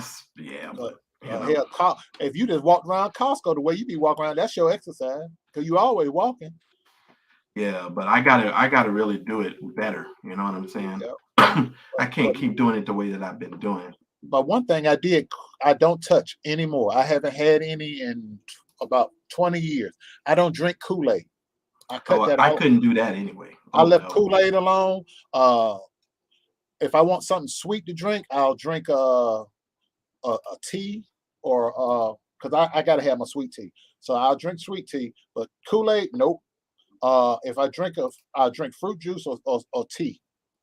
I hardly even touch sodas now, but I'm cutting myself off from them energy drinks, and it's been a battle. Yeah, you got to do that. Yeah, so but I've been chill on sweet drinks. I try to increase my water. I've come to learn no matter what you eat, if you increase your water intake, your body you'll feel a lot better and everything. But yeah, because your body pushes it out. The water helps to push everything out. Yeah, man. Every time I turn around, I'm in the bathroom. I'm in the bathroom. Oh my God. I'm like, oh, I have to run to the bathroom because I have to go every 30 minutes or an hour. I have to go to the bathroom. Lady V, whatever. Lady V said I was raised in the projects and then to the post office. Yeah, me in the post office, I tell you, we be making it. Yep. I don't fool with no Kool-Aid. Kool-Aid gives me a headache. I cut back on sugar. I really don't. I'm joking about the grits. I don't really eat grits maybe once or twice a week, but I love them. But when I eat them, I can only eat them like a handful anyway. I love grits, but I think when I eat grits now, grits make my stomach hurt. They do. It's not like it used to be. It makes my stomach hurt. Because as you get older, your body responds to stuff different. Like I loved hot dogs when I was younger. I can't hardly eat a hot dog now. But yeah. I can't do it. But well, I'm going to the queso convention. Kimberly and I are going to go to the queso convention, and we'll see how that works out. Just don't get no goat cheese. Man, queso. don't be kidding about no queso convention. I know one thing. You love you some queso dip. Don't get no goat cheese queso. Because I'm pretty sure they make it. I'm pretty sure they make it somewhere. I just don't want no parts of that. But now the one thing I do eat, I know it's bad for me, but I grew up on it because hell, I didn't realize I was poor until I went to college. I still like to eat potted meat. Yeah, I don't eat that anymore. That's a done deal with me. I don't fool with deviled ham, but I will eat potted meat. Yeah, I don't do that. Potted meat and Miracle Whip on some bread. Oh, good living, boy. Or cracker, saltine cracker. Oh. Yeah, I don't be fooling with that stuff. Now you be drinking all them wines. I don't know nothing about no wine. You know, the last time I had some wine is when I was in having the one from Spain. Because I had, because everybody, once you start drinking, everybody wants to tell everybody you were drunk, but I haven't had any wine probably since the last time we went live and I did my little wine from Spain's skit.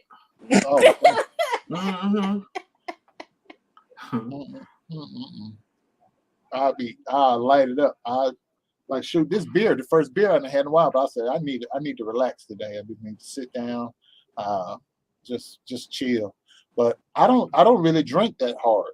like people think I do. I don't, because I'm too old. Hell, I drink something. It take me 2 days to recover. I had to be very careful about what I eat and what I drink. I'm constantly drinking water, constant. Because they drill that in your head after you get a gastric bypass. Drink a lot of water. Try to drink a gallon or at least a half a gallon a day. But if you drink that half a Gotta gallon, go to the restroom. I've been you gotta peeing go to all bed. day. Oh boy, it just whoosh, but it flushes you out and it fills you Yeah, up. You it don't want to does. eat it. You don't want to eat as much, but you're hydrated because as we get older, our elasticity and our Let me go skin get some water right now. is not as good. So we have Right. to increase our water intake because Now, what I'm trying to do, it cuts this out. right, but as you get older, your skin doesn't retain all of its Right. its fluffiness, kind of. You know what I mean? Yeah. So you got to get really dry. oil yourself down and really make sure that you don't Mhm. look all roughy and scruffy. Mhm. And Look it all must be level. you must have some good weather too, because you done sat out there on that porch the whole time. I got my space heater by my ankles Oh, because I was about to say, dude, you'd have been unwrapped up. because I got on short pants, but it got warm today. It was 80 degrees here today. It was 80 degrees. Yeah, I don't Which eat is- none of that spam, potted meat. Anything that comes out of a can, 9 times out of 10, you're not gonna get me. Only thing that I eat today that still comes out of a can is tuna. I'll eat tuna, but if it's in a can, you don't have me. Like I don't like canned vegetables. You I can't give do. me. I can't stand frozen. I can't The stand Glory frozen. Greens got some good vegetables. I You can't will stand. never. You'll never They find mustard me. greens was really good. Oh, I can't do no mustard green. You can have that. I don't care. I don't care how you cook it. All I want is cabbage and collards. You'll never Cabbage. find me doing that.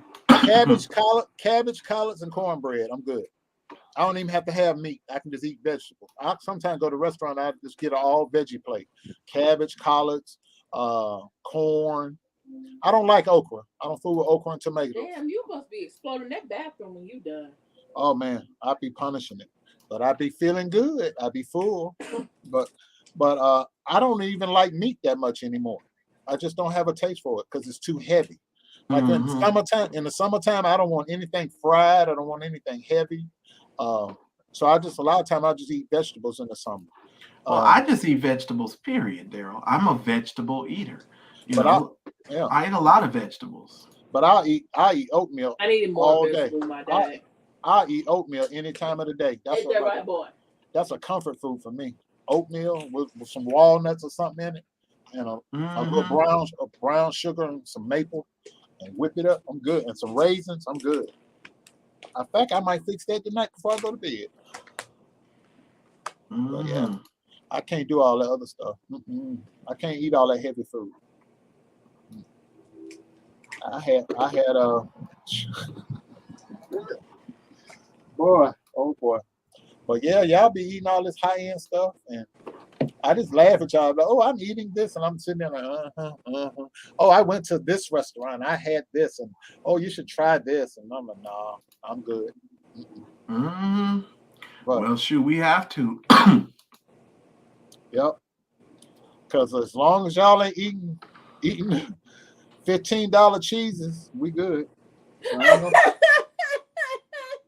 I ain't seen no cheese that's worth $15 yet. In my 53 years worth of living, I ain't seen no cheese that's worth that much money. Well, some people really believe in doing that crazy stuff, but not me. No, my brother. Nope. I understand. I surely do. I can't do it. Now, I don't even eat McDonald's anymore. I drive right past it. I got to be really, really hungry to stop at a McDonald's. Now, Burger King, yeah. But McDonald's, after I saw what my doctor showed me, he had a McDonald's sandwich and fries, and he kept it in a glass case. And he said he had let it sit there for 5 years, and that thing didn't decay, mold, or nothing. I said, oh, no, and then I looked at this documentary on YouTube. They put preservatives on that meat and those French fries to make them last longer. I was like, oh, no, I'm good. Yeah, well, I've known that. And they've done that test several times. Yeah. But, that's not good. That's not good. Well, McDonald's, all of these, but let me clear this up. All these fast food places, food is made in the laboratory, sir. So don't think just because you're not going to McDonald's, you're not getting it. If you go into fast food, period, when you go to them Whoppers that you love so much, all that stuff is made in a laboratory, all of it. And just let me tell you something: the same grill that they put your burger on is the same grill they put the fish and the chicken. All that go on the same grill. It don't even go into no separate grill. Yeah, it do. It all go on the same grill. They deep fried the fish. They deep fry that. No, not all of it. Not all of it. They're supposed to. They put that thing on that little conveyor belt. That thing go right in that little oven, and all that stuff go in the same thing. It's a conveyor belt. That's why I stopped. It's mass produced. That's why I stopped eating a lot of it. And since I've given up the fast food like that, I have felt a whole lot better. Yeah, you will feel better. That's for sure. I do, because you know what? All jokes aside, I don't eat out that much. The reason being is because one, with COVID, and then as I started paying attention to how they prepare the food before they cook it. And if you've ever worked in a restaurant, you will never eat out again. And I had the experience of being a waiter when I lived in New York. And when I see what they do to your food before it comes out that kitchen, I was good. I was like, nope, I'm good. No more TGI Fridays or Ruby Tuesdays for me. Mm-mm. Yeah, I try to eat at home now anyway. I don't be going out. I do too. Yeah. And especially with all this COVID and ain't nobody wearing no mask. Mask, gloves, nothing. Hand washing. You don't know what people, like I say, you don't know what people's habits are. Mm-hmm. And that's just the truth. But we just keep killing all of our young people. In a minute, you wait. Kim gonna have to be armed. Can y'all imagine Kim with a damn gun? Oh no, not in my classroom. No, yes you are. You just wait. It's coming. The Republicans is gonna make y'all have to go ahead and have guns. Watch what I tell you. In Ohio, the governor just signed a thing to allow school staff to have pistols. Yeah, it's school coming. Staff don't want pistols. We want to be armed with more money, less students in our class, and more supplies. You better shoot Tay-Tay with guns. We need the other stuff. You better shoot Tay-Tay in his ass if he don't sit down. That's what you better do. Little badass kids now. You ain't got teachers cutting students' hair. You gonna have teachers shooting them next. If you do that, don't dead do that. in the ass. These teachers need damn guns, bulletproof vests, anything they need, they should get. Because it's bad enough you already gotta do safety trainings, lockdown drills, active shooter drill, in addition to the fire and the tornado drill. Because we in Texas. So damn. Danielle, retype your question because I'm scrolling. I don't see it. Because I want to see what question you talking. Oh, hell no. I can speak for, I'm pretty sure that's a big hell no for me and Marcellus, because we're straight men. Wait, what they asking? Oh no. I would never wear that. We've been away from hoochie shorts since 1970. No, since the James Bond movies of the 60s. Yeah, that's been gone. Way gone. I ain't wearing nothing. And honest to goodness, I don't know how some people do it. I literally don't know how some people do it. That's all I'm gonna say. Can you imagine? I don't know how some people do it. Can you imagine? I don't know how some people do it. Can you imagine? Wait, they trying this again like they did 2 summers ago? With the rompers? Yeah. With the male rompers? Look, the only man who ever looked good in a romper was Prince. Let's let it go. I ain't wearing that.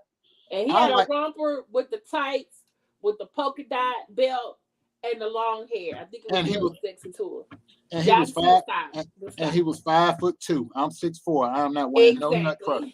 I'm not wearing no nut crushers at the age of 53. Yeah. And I'm 6'4". I'll be honest with you. I have a tough time putting on pajamas to go to sleep. You understand what I'm saying? I can't imagine walking around with tight shorts on.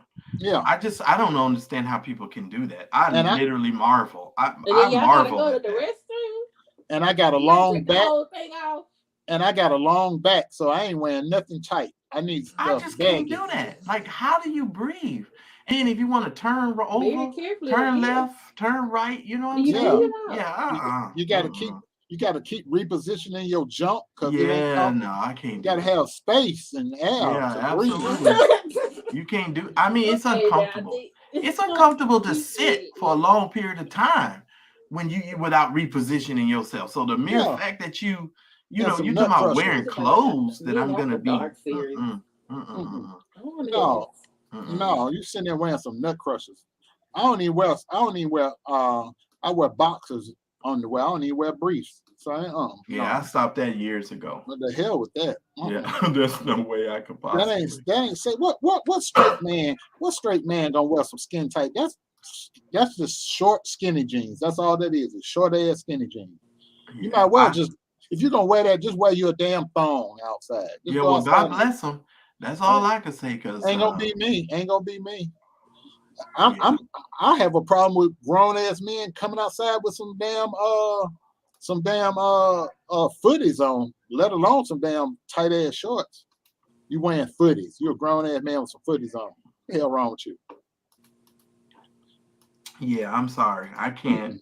You're just certain things. I have no comment. When y'all talk like that, I just be like, to each his own, and God bless those gentlemen that can do it. I just don't happen to be one of those. Just because you can do it, don't mean you should. Yeah, I don't have that ability. You walk around with some some short shorts. Some short shorts, some male Daisy Dukes. That's what you got on. Now, I'm telling you, think about it, ladies. Until the 1982, 83, when Magic and them was wearing them ball busters, when Michael Jordan hit the league, Michael Jordan said, enough of this. Michael Jordan is the reason why the basketball shorts in the NBA is completely different. That's all Michael Jordan. Yep. It's uncomfortable. You sitting up there with some nut busters trying to go up for a layup. Hey, and you sitting there and your balls pop out while you mid-air. Yeah. Use some nut busters. No, thank you. Yeah, and you got on a jacket strap underneath some nut crushers. Yeah. No, thank you. Man. And then, but see, it's just the same way. Well, I know I'm kind of a perv like that, but you know, when women, I enjoy it, but I just be thinking sometimes, I know some of y'all have to be a little uncomfortable with your camel toe is so, just so like, I just be like, do they not feel that? Because it's out there and it's pronounced and you can see it. And you just be like, those pants is like, moose knuckles. Yeah, are they comfortable? Now, I know with some of the stretch pants, you know, those are comfortable for them, but I'd be like, damn, because I was at the mall yesterday and I was like, oh, man. You sitting there with moose knuckles. When you get old, you ain't got no camel toe. You got moose knuckles. Shit. Like that. I don't know how to do it. Hell no. You need to sit down somewhere. Walk around. It's great. I mean, it's entertaining. You know, it'll keep you focused and, you know, put a smile on your face. But I be thinking, man, they gotta be somewhat uncomfortable. I know they are, man. Can you imagine something riding up in your ass like that? One time, I told this girl, I said, just come here. I took that damn finger. I said, come here. I just pulled it out. I said, no, we can't do this. It was hurting me. So I know it had to hurt her. I just pulled it right on out. I said, girl, get you some grown people underwear. Or just don't wear none at all. I'm going about your business. Right? Walk around with a damn thong and your ass sitting there. That thong, it ain't even a thong no more, it's just a wrong. Your ass sitting there struggling. Absolutely wrong. That's how you get yeast infection. You can't even pee right. Just bacteria everywhere. God damn. But you know, that's what some of these people just don't give any thought to that. You know, they just go out and they don't even be thinking about it. I really believe some people don't even go to the mirror. They just don't even think about it. Man, I'll be glad when Crocs get out of style. I'll be glad when I saw so many students wear Crocs and I was like, I didn't know they were Crocs people. Crocs and them long ass camel eyelashes that these women wear. Oh my goodness. I want baby hairs baby hair, to go away, and baby I want hair, skinny eyelashes. jeans to go away. Because some Yep. people are skinny, but they wear them, but then they sag, and I'm like, why are you wearing those? And lace front wigs, all that just shepherd for the devil. That's just send it away. There are some lace front wigs that are good, but some people Where? not every lace front wig needs baby hairs. We know those are not yours. We know they're not yours. Man, it makes us know that you are wearing a wig. That's not what you're supposed to do. Come on. Well, there's a couple of things I want to get off. Leave my bonnet alone. Oh, Lord. I knew you were going to come in with that. Oh, I know that's right, Kim. Bonnets be gone. Bonnets be gone. I try my best not to go out with a bonnet, okay? I rebuke it in the name of Jesus. But if I happen to go out, I wear my little fancy one. Look, I just try to ignore people when I see them with bonnets, even my own relatives. If you come out with a bonnet, I act like I don't even see you. You need to go tell the men to stop wearing them damn do-rags too. Well, they don't. Most guys don't wear do-rags like women wear bonnets. Y'all wearing bonnets everywhere. Maybe not where you from, but over here, yes, I see it all the time. Pajama pants, bonnets, and Crocs. Yes. I had to stop a couple of times. I was like, "Are you wearing your pajama pants?" That would not be something that we would see frequently on the West Coast. That more or less has to be a Texas thing where you're burning up in the sun. You have to put some on your head so you don't burn up. But I think that's just any excuse for y'all to be lazy and not comb y'all hair or put some oil or something on your hair so you don't look like a damn fool. Get their waves right. They gotta wear the little. But Kim, I wanted to talk to you about your friend before we get off of here. Which friend are you talking about? You know, he can't watch any porn or have solo visits with his kids once he gets out of prison. Who is that? Your friend. You don't remember your friend Josh Duggar? He ain't never been my friend. Oh hell no. He ain't never been my friend. I don't know him.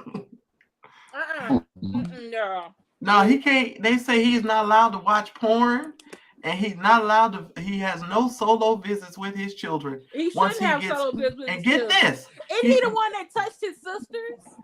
Yes, and get this. He's going. Was it exploration or molestation? And I believe it was molestation. And in his case, sir, he has a 20-year supervision after he gets out of prison. So when he gets out of his 12-year prison sentence, he will have 20 years of supervised supervision. Yeah, I think he should. I'm just saying. That's a hell of a sentence. He'll never make it. Yeah, I don't think he will either, and they know that. But how are they going to monitor his porn watching? That's what I want to know. His internet access. How old is he? I think he's in his 40s. I don't know. I think he's in his 40s, isn't he? I thought he was younger than that. Did y'all hear about the lady whose titties was so big she got kicked off the plane? They said. Wait. The plane shifted. Didn't the plane shift like? Oh. I don't know. But wait a minute. I'll put the link in there. But now they're saying that it's a possibility she didn't get kicked off because her breast was so large. But when I tell y'all, this is Daryl. She had forget Arby's. She had the meat. She had the meats. I say, well, how in the world you gonna walk down the aisle? Was it Dolly Parton? No, I'm about to say it's worse than Dolly Parton. Dolly Parton ain't got shit on this. Oh, was she the lady with the J's that I saw? I don't even know. I'll put it in the chat. Hold on, let me get over here. I'm about to do it right now. She tipped over. Oh, Josh Duggar is 34. Oh, hell. So 12 years, he'll be 46, and he got 20. Okay, all right. So he'll be 66 years old before he get off paper. It's probably the best. And he from a big old family. I don't fucking kids. Yeah, he need to be supervised. Where's he from? He's like the uncle that everybody gonna have to talk about. You don't let him be around Uncle Joe. And then talking about this person is an Instagram model. If you see this person's lips, this is her. Oh my God, Mary Magdalene or something. This is the most disgusting thing I've ever seen. I've seen her before. Oh my Father in the God. Get him even bigger, I think. Put it in the private chat so I can look at it. I don't put it in the hold on, here it is. Ma'am, I got a CD. You So got you to got be me. sleeping on your back all the damn time. Let me look real quick. Hold on. You know I'm a breast man. Hold on. My God. Oh, You- revealing tank top. That's what it was. A revealing tank top she wore on a flight. But what Good. can you buy to cover all those things up? Look at Daryl. Daryl. Oh shit. Oh shit. Oh, and she got tattoos on them. Oh shit. Mhm. I'm just Oh. saying. Oh, they said that wasn't the reason. They noticed that she was sitting in several different seats before takeoff that Well, weren't her ticketed one. Somebody I said it's a he. Is it a he? They said she appeared to Oh. be intoxicated and seemed Lord. unstable. So flight attendants and the captain asked her to leave. She left without incident, and cops did not have to be Betty involved. Yellow, don't start that stuff to about some he. I Okay, thought, not everybody who gets all the surgery is a he now. Oh. It's Pride Lord. Month. Let's not be that way. Oh Lord. Them. Well, if the plane did go down in the water, she would float. Oh yeah, she Lord have survived. Oh yeah, because She'll I'm be- gonna probably be on standing on her back. She has 22 pounds of cleavage. Oh, that's why I be standing on her back. That's a Damn. flotation device. You kidding? Her whole back hurt. Mm-mm. Lord, help me. She must have had a Right. chiropractor because that, ma'am, Man. how do you? Okay, I'm gonna be And the quiet. thing I was about gonna it, ask she got something disgusting, but I'm gonna be quiet. she got surgery to make them that big, and her lips and everything else. No, I'm Oh, just yeah. like, ma'am, how are you bathing in shower? Okay, Angela, With I'm those glad you two brought in the that way. up, so I don't forget. I got a couple things I need to talk. John Gray. But wait, before I get to John Gray, let me deal with Demetrius Senegal Oh, Okay, I go knew ahead. Kimberly it. damn Let me Chandler. mute myself. Let me be quiet. I knew it was You coming. got to be feeling better, sir, because you been he been Let in the me bed. tell He told you him two he something. can't talk, but he is talking up a storm today. He is feeling so Let much me better. tell y'all My something, because stomach I'm is trying to drink back. this little water on the side. First of all, Oh hell. I wish all of you people who vlog, who do YouTube vlogs, especially in the religious section or whatever of YouTube, I wish y'all learn how to do some damn research and learn who the hell y'all be talking about. I am so sick and tired of these vloggers just posting and throwing up videos and not knowing what they're talking about. And then you put up videos and you don't even give no commentary to the video that you posted. Excuse me, if I wanted to watch Demetrius Senegal's video, I'll go to Demetrius Senegal's channel. He has all these social media channels. I can go find him on social media. I don't need to come to your channel to watch a 35-minute or 45-minute video where this nigga is talking. I don't need to do that. Let me tell y'all something. I'm really frustrated with a lot of these vloggers and these people out here on social media. And I'm not going to say no names, although I could. Let me tell you something. Y'all don't know Demetrius Senegal. You don't know the history of Demetrius Senegal. You don't know the history of him and Brian Carn. You don't know the history a lot of times of a lot of these people that are in the institutionalized church. If you don't know the history, at least go do some homework so that you will be able to articulate and tell people about the history of the person. Let me be very clear. And I'll say this unequivocally, and I don't give a damn if he gets mad, because he always be mad every time I gets up in that ass, and I don't care. Demetrius Senegal is a narcissist. He is an asshole. He has always been an asshole. He don't have no business running around here calling himself no damn bishop. And if you're going to call him a bishop, then you need to tell me who made him a bishop. Answer that question. Who made him a bishop? How did he get to become a bishop? If you don't know the history of that, get your damn ass off of here trying to tell me anything about these said preachers. I know my homework and I know my stuff, and I'm sick of y'all getting on the internet talking about people that you don't know nothing about. And I'll go further, because I can't say certain names. There's a said vlogger on the internet who loves to be looking in digital trash cans and talking about people and don't think people know. I know that nigga. I know that nigga a lot longer than a lot of you knew that nigga before the nigga blew up on social media. So don't come over here telling me, because I can tell you the history. I can tell you what they did for a living. I can tell you how many pieces of property they had when they didn't have the property. Don't go there with me.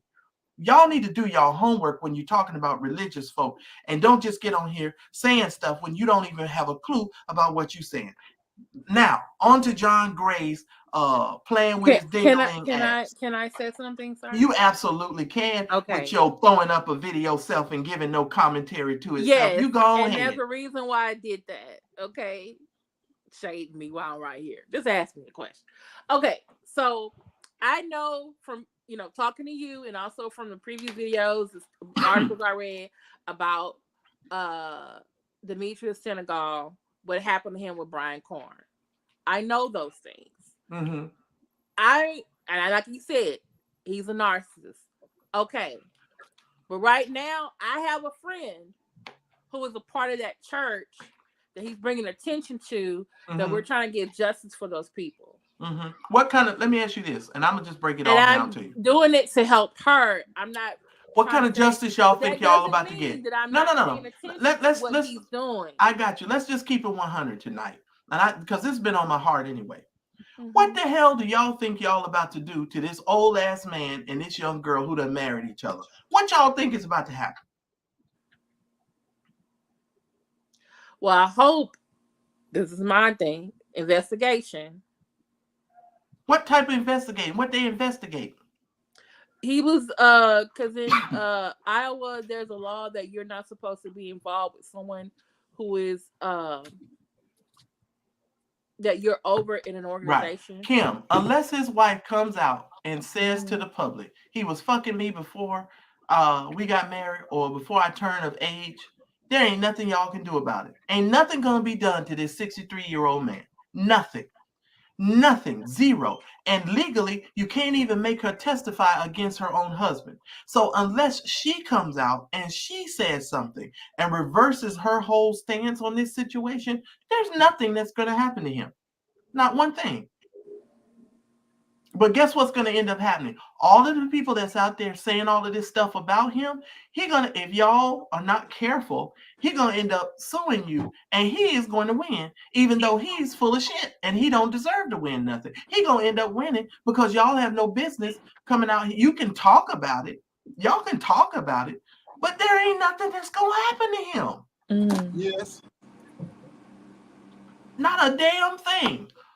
Ain't nothing gonna happen to that 63-year-old sour, low ball hanging ass nigga. Ain't nothing gonna happen to him. I'm just saying. And that's the thing about it.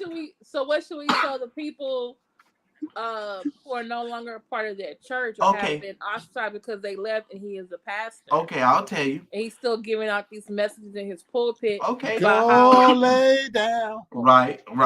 But here's the thing. Okay. Kim, excuse me. All right. You done made about 19 videos. What in your 21st or 25th video are you going to tell them that you ain't already told them in the 19 other videos you made? Here's the thing that I keep trying to tell y'all. You can come out here and talk to these church people and tell them this stuff. But when you stick to a story like this, and you just keep rehashing the same story over and over and over again, nothing is about to change in this dynamic. Like I said, unless something else comes up in this case, there ain't nothing else to discuss. He's a 63-year-old man who was screwing around. But the video from last night was not about his church. It was about the other church. I know it's about Demetrius now becoming Captain Save-A-Ho. He wants to say, no, let's get this 100. I'm sick of it. I'm so sick of it. Here comes Demetrius Senegal because his wife got fucked by Brian Korn. He's coming out now all of a sudden. Now he wants to be the Christian crime fighter. You know, he done put a big old S on his chest. So now all of a sudden, clergy abuse done showed up. and see, this is the bullshit of this that pisses me off so bad. There's been clergy abuse for years in the church. The Church Folk Revolution, we've been talking about this shit for over 10 years. When we was telling people about this shit, Demetrius Senegal was telling us we was full of the devil and God was gonna get us and all of this other bullshit, right? Mm-hmm. So my thing is this, Kim. Why all of a sudden does he now, and this is what I wanted to talk to you and Uncle Fred about, but we were going to do it offline, but now I done got upset. My thing is this, Kim. Mm-hmm. Why, if he's going to become the crusader for clergy abuse, Is he going to go after Jamal Bryant? Is he going to go after John Gray? Is he going to go after all the other preachers that are abusing their members and doing the things that they're doing? Why is Demetrius Senegal only harping on this particular situation? Have you given any thought to that at all, Kim? Well, one, I think it was brought to him, or maybe he was just interested in doing it. No, the nigga is bored. Nobody's been paying him any attention for years. This is the most attention that Demetrius Senegal has gotten in his whole fucking life. And now he's thinking he's got a little bit of social media clout and juice. And people is running around here sharing his lives and sharing his clubhouses. And he's living and he's enjoying every minute of his 5 minutes of fame. And trust me, the shit gonna last for 5 minutes. Because anybody who knows him knows he's full of shit. And ain't nobody gonna be paying him no attention when all of this rolls over. And the only reason why I brought this up is because this nigga didn't care shit about clergy abuse when Brian Carn slept with Mr. Whitlock or Whitlow's wife. He knew Brian then, and he was defending him. That's the thing that kills me. He was defending Brian Carn. That's all I'm saying. And then now all of a sudden now you so upset about clergy abuse. Well, clergy abuse just doesn't come with sex, Kim. Clergy abuse comes in a myriad of forms. What about the abuse of y'all taking and raping these people and pillaging these people's wallets?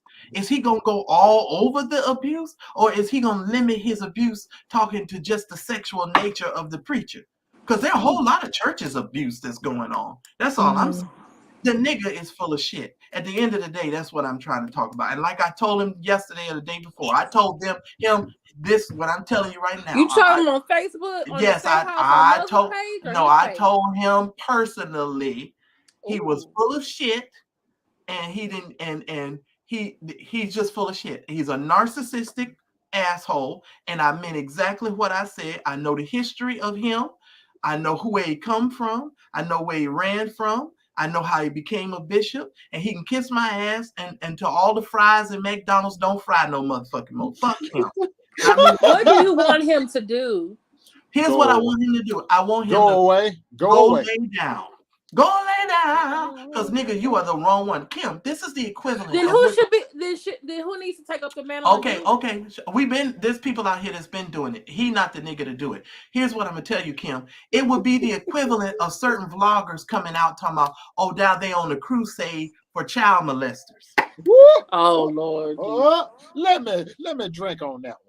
You understand what I'm saying, Kim? You know, it is the equivalent of certain people coming out here saying, oh, now they're going to take up the charge for all of the people in the church that's been molested by preachers. Huh? Are you kidding me? Okay, because respect your opinion. I'm listening. Paying attention. You know, I don't. You don't think I do, but I do. So, most likely he's not going to do that. So, if he's gonna stick to doing it, what should he do? He's not gonna go lay down. He ain't trying to help no damn body. Here's the thing. If Demetrius was trying to help people, he would have been trying to help people a long time ago. When Listen, when he was defending Brian Carn and telling everybody that Brian Carn was a prophet and we had to submit to the prophet, he would have been doing it then. His eyes was just open because his wife got fucked. And I mean what I'm telling you. Okay, all been there. Oh. I'm telling you point blank into the period. And I don't mince my words, and I don't play church games, and y'all know that. And people say, "Oh, well, he's trying to help the victims of child abuse from clergy." Niggas, what? No, he not. No, Marcellus, he's breaking the code of silence. Yeah, okay. Okay, sure. That's because y'all don't know this nigga. Y'all don't know this nigga. That's why y'all thinking this way, because y'all just got introduced to this nigga and y'all just like, oh, he's really sincere and he trying to help. And you know what? Maybe the sincerity is coming from the fact that there are people who are working with him, and I hear them talk to the victims, and I'm seeing like, okay. But like you said, you know more than I do. So I'm listening. He is full of shit. And I'm gonna tell him again and again every time. I'm surprised he ain't blocked me yet. But the thing is, He gonna come find you. Listen here, Daryl. Like I told him the other day, I said, Demetrius, I said, did you remember when you went off on Marjorie and you went off on Dewan when they was trying to tell you years ago about this stuff, and you brushed them off and told them that they was crazy and they was stupid and all this other stuff, and then he tried to act like he didn't know who we were talking about. He said, oh, well, I don't remember who they were. I said, well, how convenient of you to just be so dismissive of people that you can talk shit to people and just go on about your everyday life and forget all the crap that you done in your past. How amazing that you have such a freedom in Christ that you can just talk shit and just go on about your business. Oh, that's interesting. And you the bishop? You the bishop. Oh, okay, nigga. Kiss my ass. Okay. Kiss my ass. It's common knowledge. All y'all got to do is just Google the shit. Church Folk Revolution, Real Talk Radio, find Demetrius Senegal show, and you can go hear it for your damn self. You ain't got to take my word for it. Fuck that nigga. Damn. Tell me how you really feel. And if he did wake up, that's like saying you woke up once the house is caught on fire and the motherfucker's almost burned to the damn ground. Nigga, you is far, far too late. We've been dealing with this shit for almost 10, 15 years, and now all of a sudden you talking about you taking up the crusade because God done called you? Nigga, please. But what about this particular case? Can he do something right about this particular case?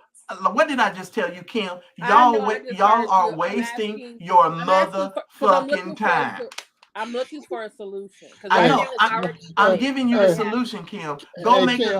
Go make a video about something else, because ain't nothing gonna be done to this 63-year-old preacher unless his wife changes her mind and comes out against him.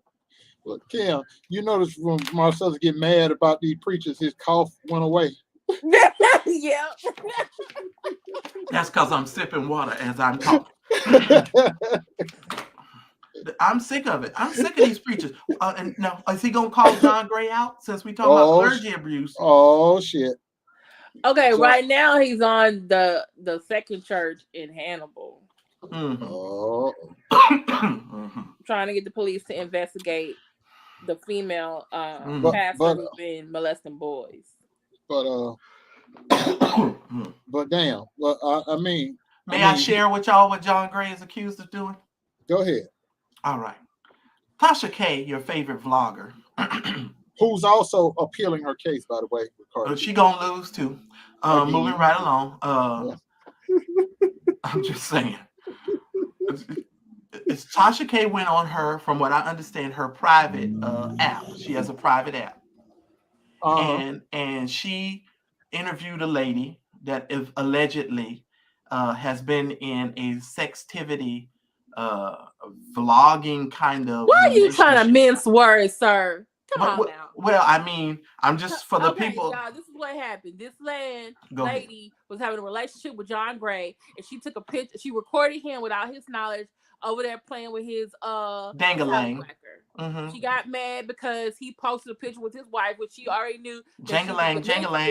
And then she sent the picture to Tasha K. There you go, Marcellus. And they interviewed him, and apparently John Gray is in the mess, in the hot water again, Danielle. Now, Danielle, if y'all remember, I'm going to have to cut up some clips of the last show that I've done about John Gray. The last couple of shows that I did about John Gray, didn't I tell y'all he wasn't never going to stop? You say he's never going to stop, and he needs to divorce event. What's her name? Aventur is her name. I call it the Avatar. Oh shit! Don't make fun of it. No, because that movie, the movie, The Avatars, the blue people. Yes, I know. Yeah, I call it the Avatar. But he doesn't need to be married to this woman anymore because he doesn't want to be married. And I'll keep reiterating the point. And I agree with you. He doesn't want to be married. He's got rich man options now. He probably married the first girl that gave him some, just like Fred Price Jr. He did. And when you get older, you tend to explore the world, and you realize there's some other women in the world with some other stuff, some talents. And you just be like, Lord, because some women is in the walk, Father and the God. But Daryl, did you say John Gray was sexing the women at New Birth when you were there? Yes. But he was running around then lying, telling people he was a virgin, and I was telling everybody then he was lying. Let me give you the backstory. So there was a lady that I knew personally who moved from where she lived. I won't say where she moved from, but she moved down to Atlanta because she was led to believe that she was going to be his first lady when he decided to go and walk that aisle. Mm-hmm. And they would meet up in a hotel from time to time, and he was putting this thing out, I'm gonna be a virgin until I marry, but I guess he didn't think eating was went against his virgin stance. So he believed in the oral sex, giving and receiving. So he dumped her.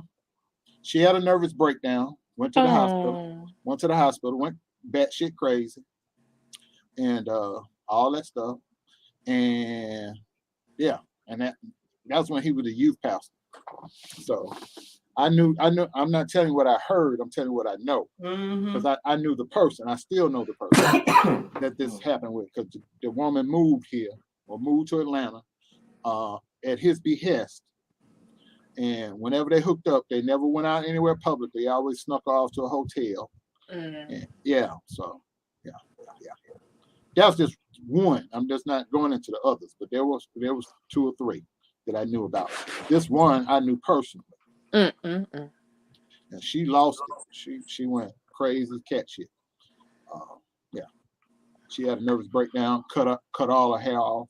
Everything. Yeah. She did a what's that girl that just got her stuff back? Britney Spears. She did a Britney Spears move, cut all her hair off. No. Well, that's traumatic, and that's emotionally, it's emotionally draining, and it could send you into a tailspin. And speaking of tailspin, Noel Jones and Loretta is now married. Really? I saw some a dress. I see that picture that Jiffy Noel Jones looked like a deer caught in headlight in that carriage riding around with her.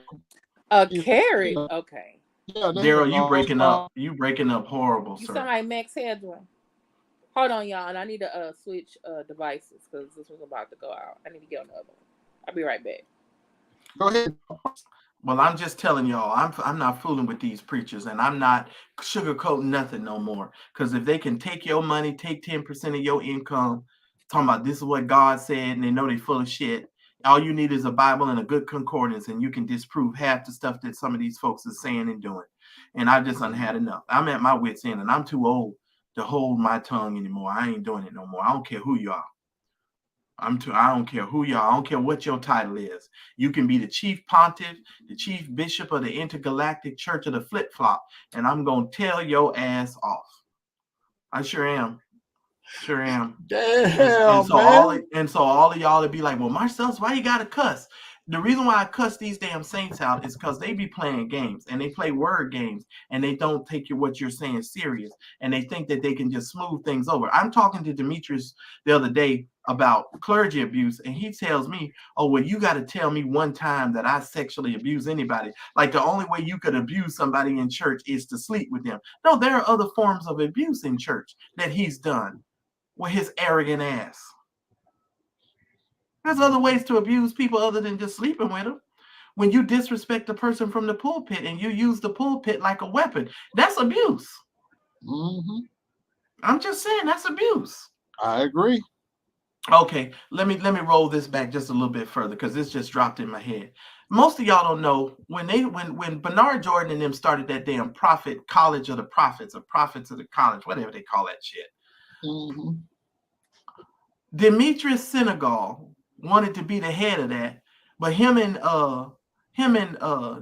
Bernard Jordan got so upset with one another that they split off like they do churches, and they had a church split, and they have 2 different College of the Prophets. So Demetrius has one College of the Prophets, and Jordan got another one. Yeah, and then one of them gonna throw shots at the other one, talking about Jordan left that alone because there's too many gay people over here. I'm like, huh?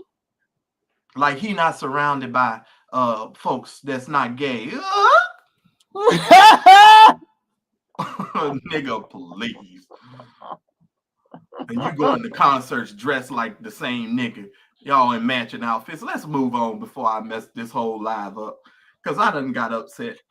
Because I don't believe in this foolishness. I'm just saying. I don't believe in foolishness. I'm too old and I don't play them games. Rubbing heads and shit. I don't play them games with church people. Oh, he's gonna help somebody. Oh, he's gonna help the victims. Okay, sure. Sure, Demetrius is gonna help the victims. Okay. I ain't gonna lie, I still really don't know who Senegal is other than on name. Don't worry about it. Hearing people talk about it. Mm-hmm. I just it. You won't. Trust me. He'll be fade in the wind by Christmas, and this all blows over. He'll be on to something else. He'll probably be attacking me by then because I'm gonna stay on his ass until I get good and ready. Damn. If he does, and be like, no, we're not gonna mess with Marcellus. We're not messing with Pooh Bear. Oh, he was big man. All you gotta do, Marcellus, all you gotta do is tell the honey pot, say, hey, this man bothered me. They gonna take care of him for you, Marcellus. He was so mad at me the other day. If he could have spit, you must have been feeling really good. No, I was just texting. And I didn't even really go deep on him. You know, I was just like, you're full of shit, and you know you're full of shit, and I'm not gonna waste my time talking to you. Like the folks that are in the church, we know where you come from, player. We know where you come from. I don't know nothing about these people. I ain't gonna lie. I just can't. That's why I don't do stories on them. I don't know nothing about them. And that's why some people should stop doing stories on them because they don't know nothing about them. I don't have a clue. Stop saying some people. Say my name, man. I'm not talking about you. I'm not talking about you. Oh, you're not the person. I'm not talking about you. Okay. I don't know nothing about these people. That's why I stay out that church stuff. I don't know nothing about old prophet, bishop, this person, and bishop, prophet. I don't know these people. But you do need to stop throwing up videos and not adding no commentary. That's the one thing I keep telling you. If you're gonna put up a video, at least add some commentary. I come to your channel, Kim, to hear your opinion, not to hear this nigga talk. Okay, for 35 minutes. The one from yesterday, I was tired. I just put it up. Well, you should have just laid. Okay, right. The other one that I did Tuesday, I did have when I did the Johnny Depp one. I showed it and I had commentary at the end. And we I do like what you say to put commentary, right? But that's the mood I was in yesterday because I'm grading literally all day, and so last night I was like, okay. And I think Demetrius has that service animal to keep people from being able to smell his bullshit.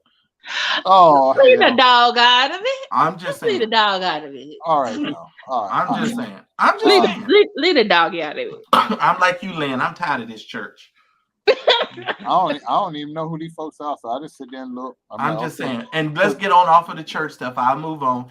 Nene Leak says, "Oh Lord, she did not steal nobody's husband." Nene says she did not steal nobody's husband. Me and she. I'm just saying. But I got a question for y'all. I got a question. How long, because I was talking to my other friend today about this, how long should you wait to get into another relationship after your spouse has died? What is the time frame for being able to move on? Because some of these people, as soon as their spouse is dead, 30 days later, they with somebody else. Well, hold up now. Well, in traditional stuff okay, go ahead. I sent y'all a video.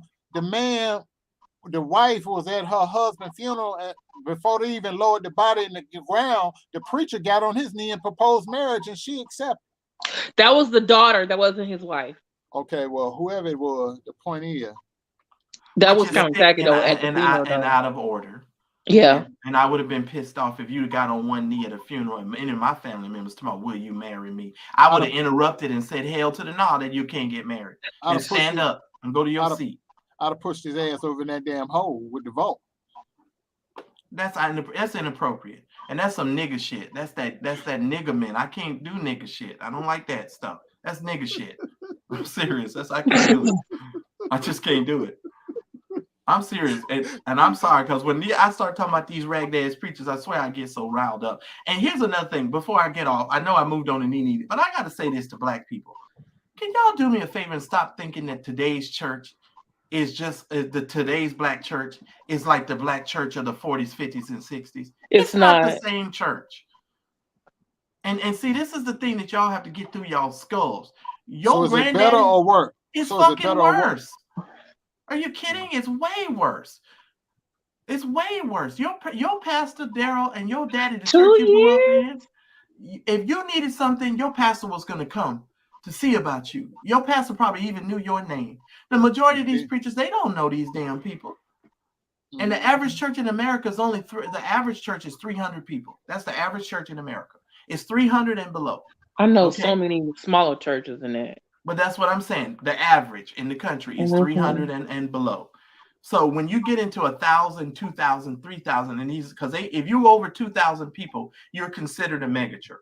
So once you pass the 2,000 member mark, that is the qualifier for mega church. So if you over 2,000 members, your damn pastor he don't even know you. He don't even know you. I'm just saying, unless you work in the ministry and you Right. you he don't know you. Or you're a big tither. Yeah, you're a big tither. And you thinking that your preacher today is the Martin Luther King of yesteryear, you insane. And you need to have your head examined. How many times has the average preacher you seen out there marching with Black Lives Matter? The average pastor ain't going out there marching. They ain't doing none of that shit. I'm just saying. I can only think of one who I've seen. Well, I've seen pictures of him doing that. And some of them do. Now, and I'm not saying all of the still preachers kind of suspect. So some of them do, but not all of them. The majority of Black preachers today is not dealing with civil rights issues in this country. That when those people got shot up in New York, the average preacher on Sunday morning did not say a single word about what happened in New York. Not a single word. And you want to sit up there and criticize people who criticize them when we're talking to them about their ineffectiveness, about how they're handling the Black community and the things that they're doing in our community, and you giving up 10% of your income to these niggas, and they can't even mention you when somebody gets died and shot down in the street. And you don't think that nobody's supposed to say nothing, and then you think I'm just supposed to do it with a kid glove? No, fuck you niggas. I'm so serious. Reverend Flip Flop and Evangelist Ho Hop, get your ass on the street and do some actual work and ministry. Fuck you niggas. And I mean that shit. Your weave wearing, satellite dish wearing, brooch having bitches. Get yourselves to go do something instead of having somebody. Oh, I know who you're talking about. That lady that from North Carolina. I'm sick of it. I'm sick of it. You don't do shit for our community, but take. And anybody can give away fucking turkeys and backpacks. Oh Lord. I'm just saying. Y'all don't think about these things. I mean, it's much deeper than just this surface shit. Y'all tell me, what's Demetrius Senegal doing for the community?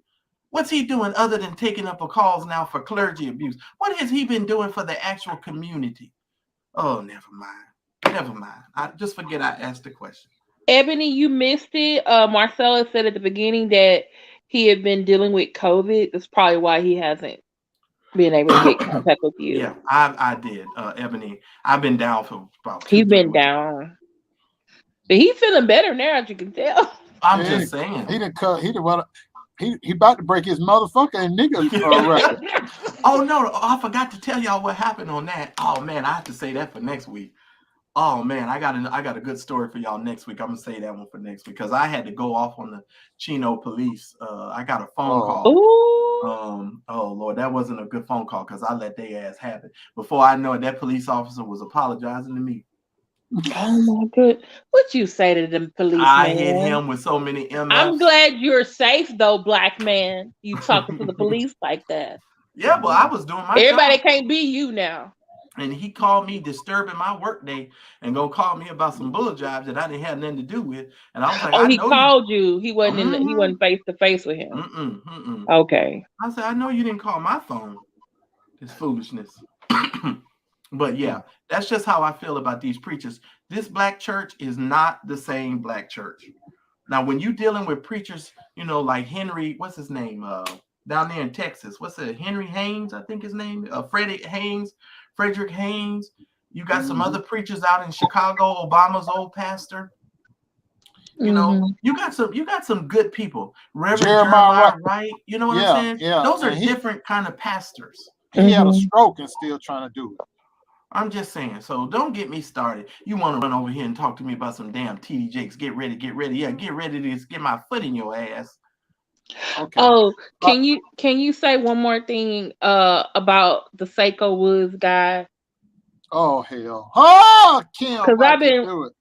I Why just you need do him it? to tell people because I've been seeing the videos he's been posting and it's disturbing me, but I don't think everybody know. But so Marcellus, can you tell? Because they listen to Marcellus about stuff like this. But we talked about Seiko years ago. My friend, not your typical Negro, you can go Google it.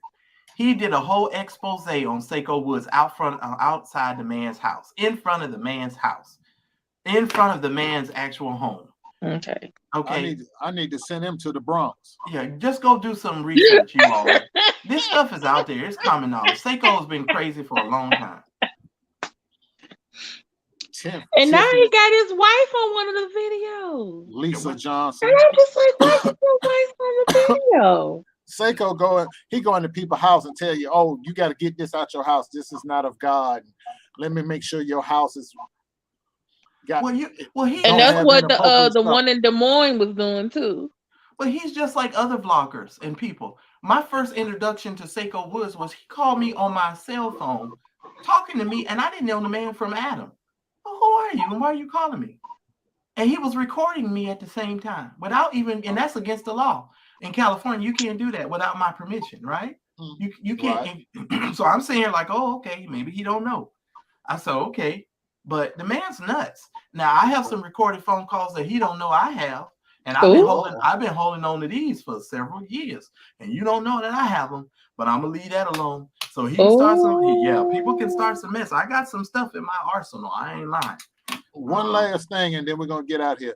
Marcellus, somebody want to know what you think about the Southern Baptist Church exposing the list of abusers. Too late, just like Demetrius Senegal. They too damn late. They knew that these people was abusing these people a long time ago. And here's the other thing that I want y'all to think about this week. Just think about it. These are the same white folks in this country, evangelicals, that's been telling us all of this stuff. What Jesus would do, and this is what Jesus would want.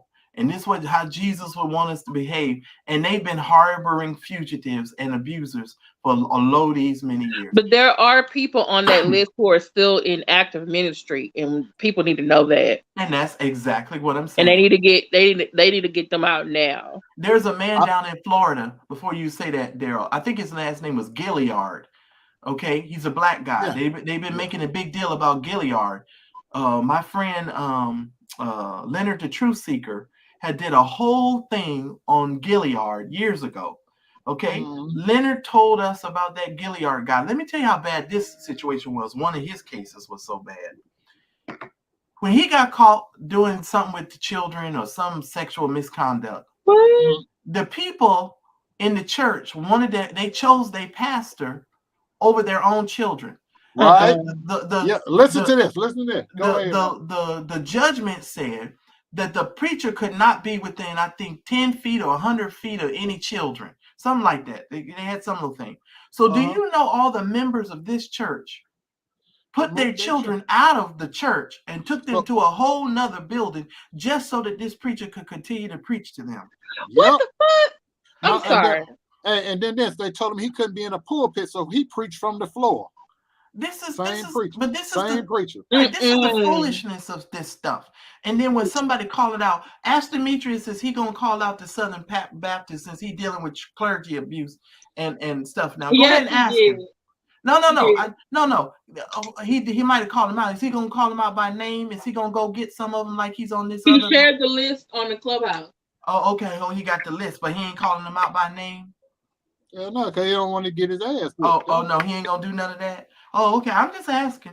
Asking because if you're gonna call out abuse, you got to be fair. If you're gonna call out the man that married the little girl, call out the other man that's doing all the mess. That's all I'm saying. I like what legit doctor the AME Church does. You can't be in any ministry. You can't even be a church secretary unless you pass a criminal background check. You can't hold any position in the AME Church unless you pass a criminal background check. That's how they cut down on all them lawsuits and settlements and all that foolishness. If you want to hold an office in ministry in the AME Church, you have to have a criminal background check. And I've been, and believe it or not, years ago, it was the Church Folk Revolution that started that whole thing, telling folks, look, if you're gonna have children's church and you're gonna have a children's ministry, everybody that works in the children's ministry need to have a background check. You cannot have somebody around your children watching your children who don't get no background check. That don't make no sense. But you know what these preachers like Demetrius Senegal was telling us? Talking about we was full of the devil. That's what he said. My goodness. We was full of the devil. That's what he told us. And told us we were going to hell because we shouldn't have been on Facebook and we shouldn't be talking about this stuff. This was long before, this is like at the beginning of Facebook, because they say all the preachers was against social media, but now all these motherfuckers is on live every 5 damn minutes. This is the shit I can't get over. These niggas get on my nerves. Now, they always a day late and $1 short, and then they want to tell everybody else that they full of the devil. No, nigga, we've been on social media for years. Y'all niggas just catching up. The church is always behind. And then have the nerve to be telling folks what they should do and shouldn't can't do. Nigga, please. And on that note, we'll see you next Friday. I bet you Demetrius Senegal using abacus to count. I bet you that nigga's over there with some beads right now. The slow ass. They so old and outdated. And then they always want to talk in the Queen's English. Thee, thou, though, and thus saith the Lord. Nigga, we are not in 19th century, in the 17th, 18th century England. Speak English, nigga. You are not speaking the King James English. It gets on my nerves. Speak like a normal person. I'm not messing with y'all no more. Well, I'm going to go in here and I'm going to warm up and I'm going to eat me smoked meal. And I'm gonna get my my PowerPoint slides over the weekend. I'll be working on my PowerPoint slides for my big day on my mama's birthday, and I'm gonna get them niggas. And thank you for joining us, Pamela. You got a new subscriber. Thank you, Pamela. We appreciate you. Thank you. Subscribing to my friend. I appreciate that. Thank you, Pamela. Thank you so much. Welcome, Pamela. And y'all, I'm gonna be really serious about this. Y'all know what I've been through for 2 years, and in 10 days, it's gonna be handled. It's gonna be handled the right way, like I said all along. Offline, now it's online, and the whole world gonna get to read about it for the rest of their life.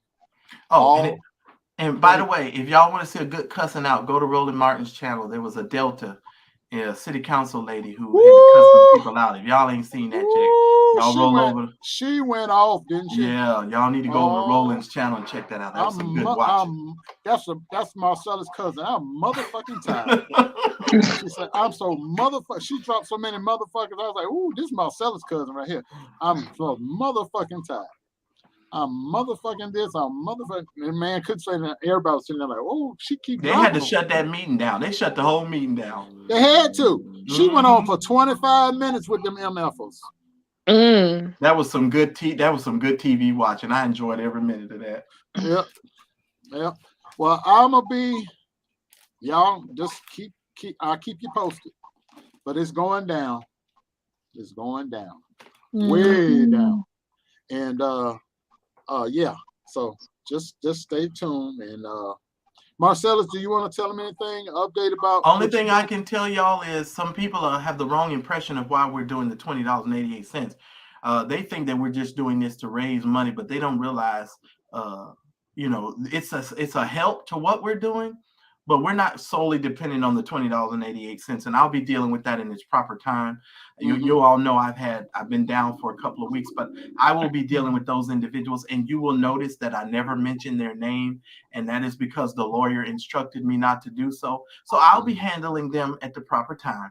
We know who they are. We know what they are. We know what they've been doing. Videos downloaded. Evidence has been screenshot. So they can do all the stuff they want to do, but it is what it is. God bless y'all. We'll see you soon. See y'all later. All righty, y'all. Y'all have a good weekend. And stay out of trouble. Kim, go lay down. Lay down. I am going to go lay down. My head is hurting. All right, y'all. Good night. All right. Good night, y'all. Bye. You've been listening to Friday Nights with the A-Team. Please remember to visit us online at ateamtv.com. Share the show with a friend. And for God's sake, stay out of Nutville. and keep your breadbasket safe. The A-Team Friday Night Live is a production of the A-Team Television Network.